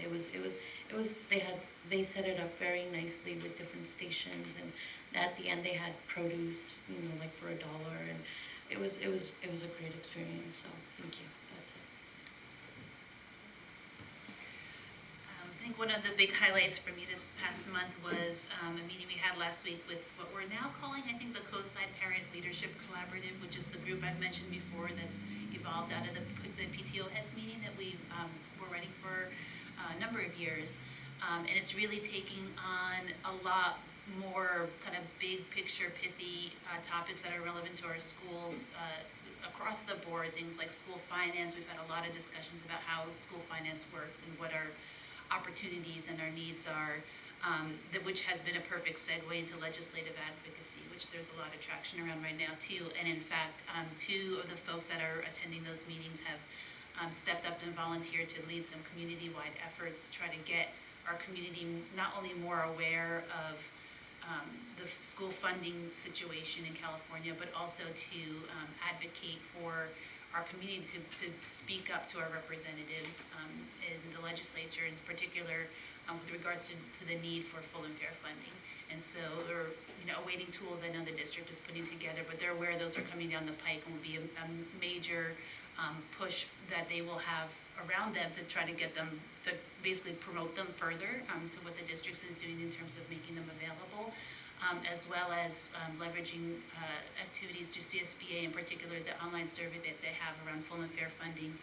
And I just saw recently they're going to have some more tools that make voter-to-voter communications easier, so I think that'll be something that they'll leverage too. So it's really, I have to say, really exciting to feel not only from us here on the board and in the schools, that feeling of like understanding the need for, how finance works, which is super critical, underpins a lot of what we do, probably most of what we do ultimately, but also that like ownership of like, this isn't just someone else is gonna fix it.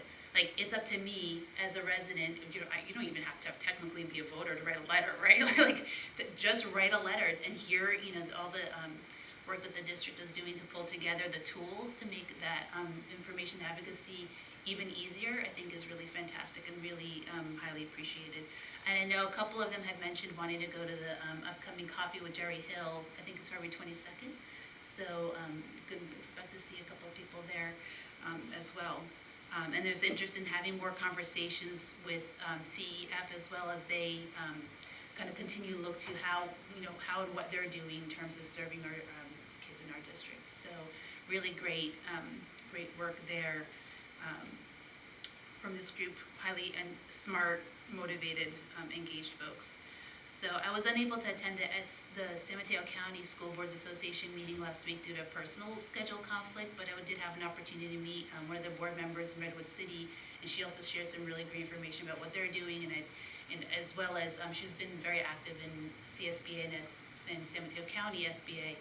So for me, always helpful to understand not only what are we doing here, but getting that outside perspective of what are other people doing too, because certainly a lot of people have the same challenges we do, especially right now with finances and such. So that was really cool, and lots of school level activity too. And I should say, actually, before I go into the schools, there's just a lot of some Hatch stuff, as well as the fantastic fundraiser they did have for Boys and Girls Club, which was the Harlem Wizards game, which was awesome for anyone who met. It was super fun. I just want to add that. But I also want to thank Crystal and Jane and others who were involved in launching this financial advisory committee. There's a lot of, I think, positive response to that. Whether people are choosing to participate or to volunteer to participate or not, just the message that it sends that we are asking for community input in a very robust official, kind of formal way, I think means a lot in our community. So thank you for that effort too. On the topic of social and emotional opportunities, last month I was able to attend the Soul Shop workshop at Cunha, which I commented on, and this month I attended the Kid Power event at Hatch, which I was like so impressed. There were a lot of people there, and really it was such a good content of the workshop and very accessible to parents, and they were engaged and interested in asking questions and into it. It was like fun, and it wasn't just like listen to the person talk. There were activities that were like slightly embarrassing, but that was kind of the point of like practicing how to work with your kid to have them, be comfortable and with different kinds of situations that they might encounter. And so I felt like from the feeling in the room was very well appreciated, just terrific. And I also had the opportunity to serve as a guest reader at the readathon last week too, which was always super fun because I got to read in Spanish, and that was kind of cool because a lot of the kids didn't know I speak Spanish. I always love shocking people with that. So anyway, so yeah, a great month there. And so I'll turn to Jane for, student board member updates first. Lauren. We've got a lot. All right. Things have been stellar around the campus of Half Moon Bay High School. As winter sports are coming to a close, we're starting up our spring sports, which include boys tennis, boys golf, baseball, softball, swimming, track and field, and our two new sports, beach volleyball and boys volleyball. In other sports news, our school hosted the Special Olympics basketball tournament, where various schools from around the area competed against each other on the court. The cast and crew of the spring musical Mamma Mia have been working hard to prepare for their performances coming up in late March. Our leadership class put together a fun and enjoyable winter formal for the students the other weekend, which was a huge success. Students have been submitting their course requests for the 2019-2020 school year, which is approaching quickly. We held a community college fair yesterday on our campus, where students were able to learn more about community colleges and check out the different programs they offer. We are all looking forward to the week-long break that is coming up next week, and on the following Saturday, we'll have our Black and Orange Ball. El Granada had a very successful Sweetheart Dance last Saturday. Great music, sweet treats, and a lot of dancing. This event raises money for our music and primary PE programs. Tonight, Ms. McCann's class is putting on their 5th grade play, an original work with characters from Greek mythology. This week, we've held auditions for our talent show, which will be held on Friday, March 8th, starting at 6 o'clock. Great talent and a great snack bar. On Friday, we have our second kindergarten tour for prospective kinder families. Our first tour had about 20 parents visiting our school and learning about our great programs. The Cunha leadership class has been very busy this past month. We hosted our Valentine's Day dance, which had a great turnout. Rosegrims were sold and will be delivered soon.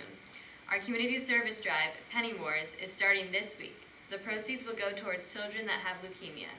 In addition, some of our female students will be attending an exciting program called Expanding Your Horizons, where they will learn more about career opportunities that involve math, science, and technology. Over the break, our 8th graders will be going on the annual Washington, D.C. trip to learn more about our country's history. Here's the Kings Mountain Report.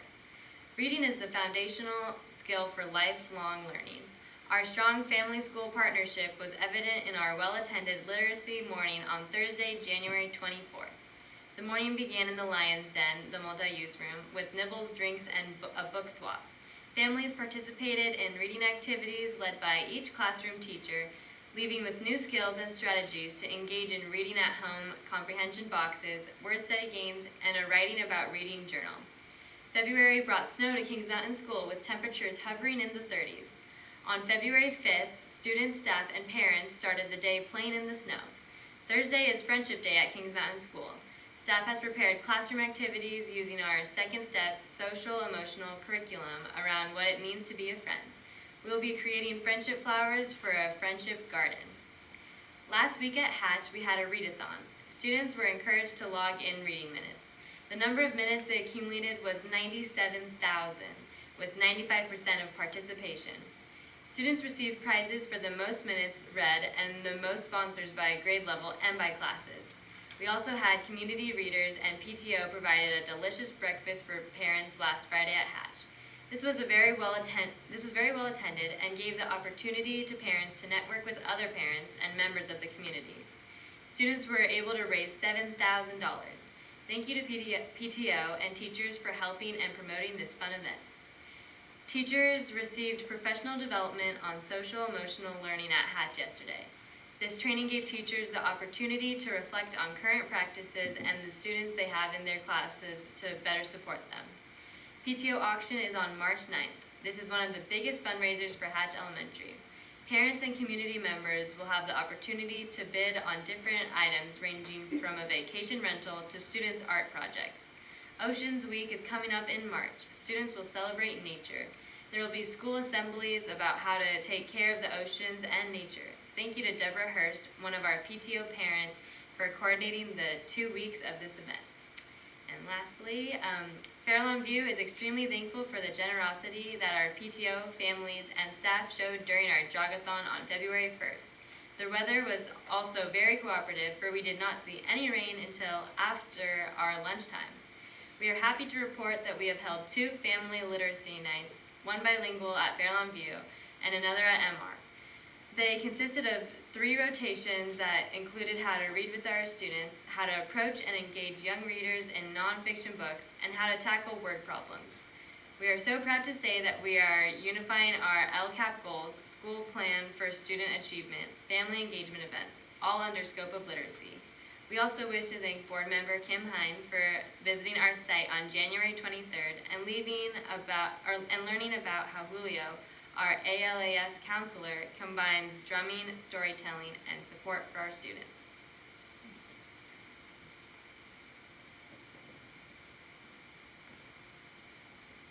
And now Jane.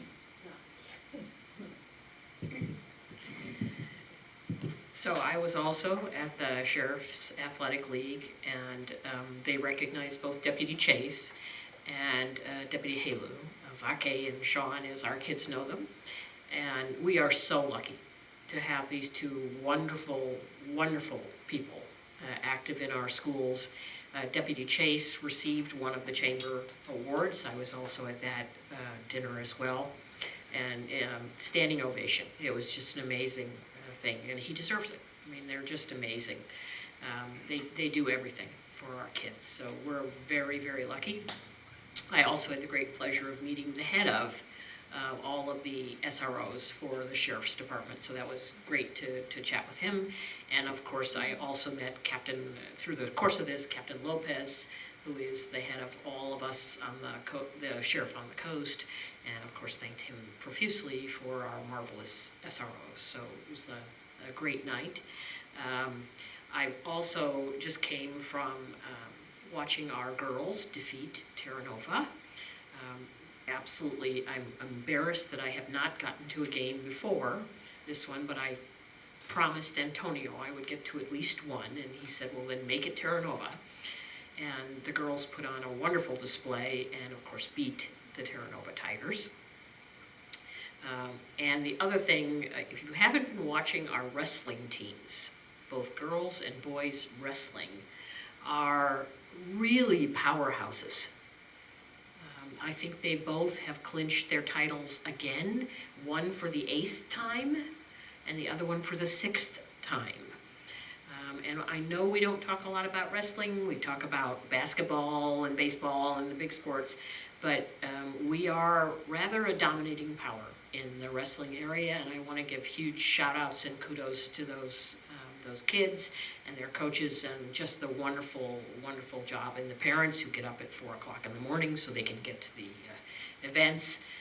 So another great outreach out at the high school. I keep saying also. I'm going to end with the alsos. One event that did not get onto this our board calendar, and I really want to talk about it, on February 28th, from 5 to 7 at the Mavericks Event Center, is the teacher supply party from the Chamber of Commerce. And I apologize, I don't know how it slipped through this, but I really want to make a big deal about it now because it's such an amazing event. And here's where, the coast side. So everybody realizes about now, teachers are running out of money, they're running out of supplies, they're running out of a bunch of stuff. And so what happens? The coast says, oh, okay, we'll host a party. Hassett Hardware says, look, we'll get all kinds of supplies, pens, pencils, you name it, and we're gonna put them all out there, and all a teacher has to do is show up, and we'll give them a bag, and they can fill it. And on top of that, then each business person or individual person comes in with a crisp $100 bill, and those $100 bills are handed, they do a drawing, and they are handed to individual teachers. And the last 2 years that I've been there, every teacher who has gone in for the drawing has gotten a $100 bill. And it almost is a challenge the chamber puts out saying, look everybody, you need to have enough $100 bills so we don't disappoint the teachers. And every year people come through, it's a remarkable event to see. The teachers are so grateful, the community is even more grateful to its teaching staff. It's that tangible link between the schools and the community that is so tight and so strong in this district. I've never seen another event like this. I've never seen it. And here it gets bigger every single year. So, you know, it's a huge thank you to Half Moon Bay. The other great event that I have to make you aware of, and if you get a chance to do this, you must, is the Farm to Table from Pilarcitos, which took place at Potrero Farms. So I got the invitation, and I'm, well, Raj, I don't know what I'm going to be able to do. I've got stuff going at the high school. I'm trying to get some stuff done here. And he said, it's okay, you can make it, you can make it. And so I managed to get down there, and oh my, get it on your calendar and make Raj invite you. Because the menu is created with a chef, and the kids give input to the menu and then help. And it's, of course, it's Potrero is where the Pilarcitos farm activity is. The farm is incredible in its own right. The little ovens they work out of are amazing. And the food was just out of this world.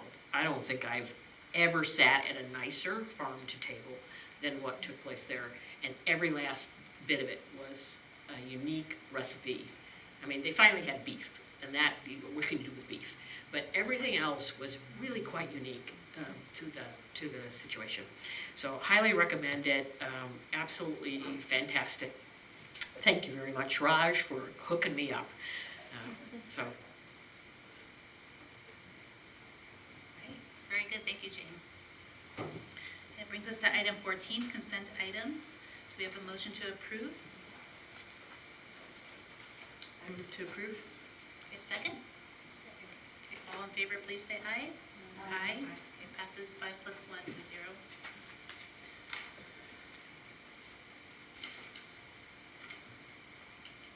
Okay, number 15, action items. 15A, approve the school plan for student achievement for Cunha Intermediate School. So we're bringing this to you as was presented earlier for approval, the school plan for student achievement for Cunha. Okay, do we have a motion to approve? So moved. Do you have a second? Second. Okay, all in favor, please say aye. Aye. Passes 5 + 1 to 0. Okay, and item 15B, approve change to the adopted governing board meeting calendar for 2019. Jane.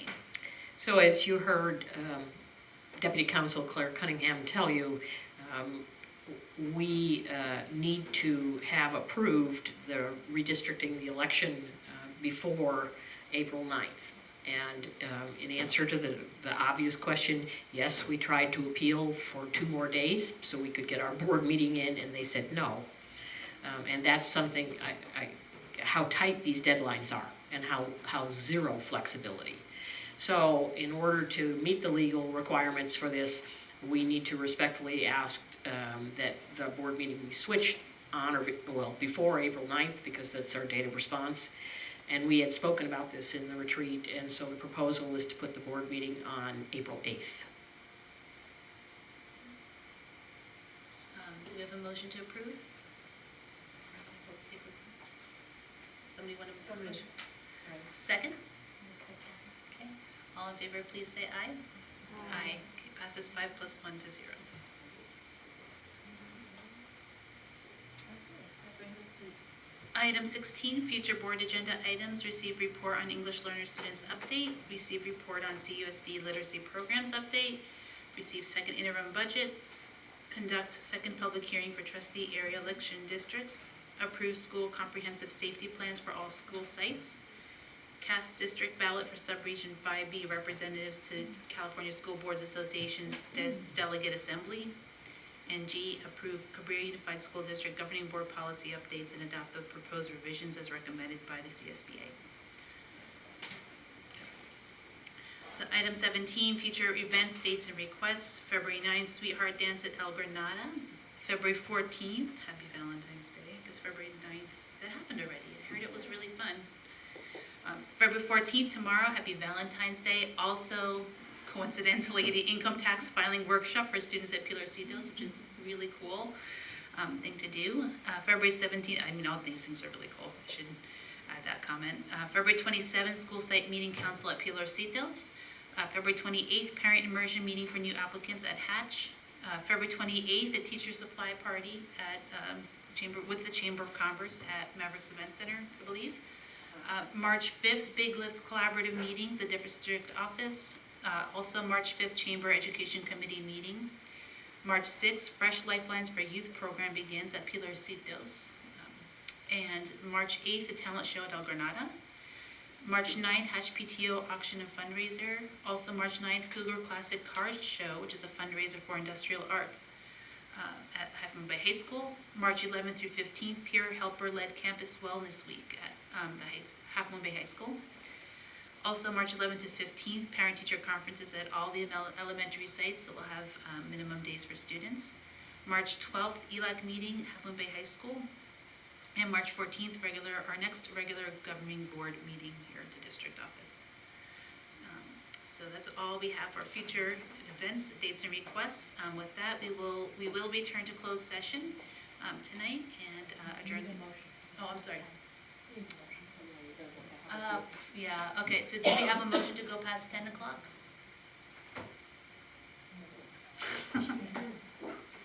We need two.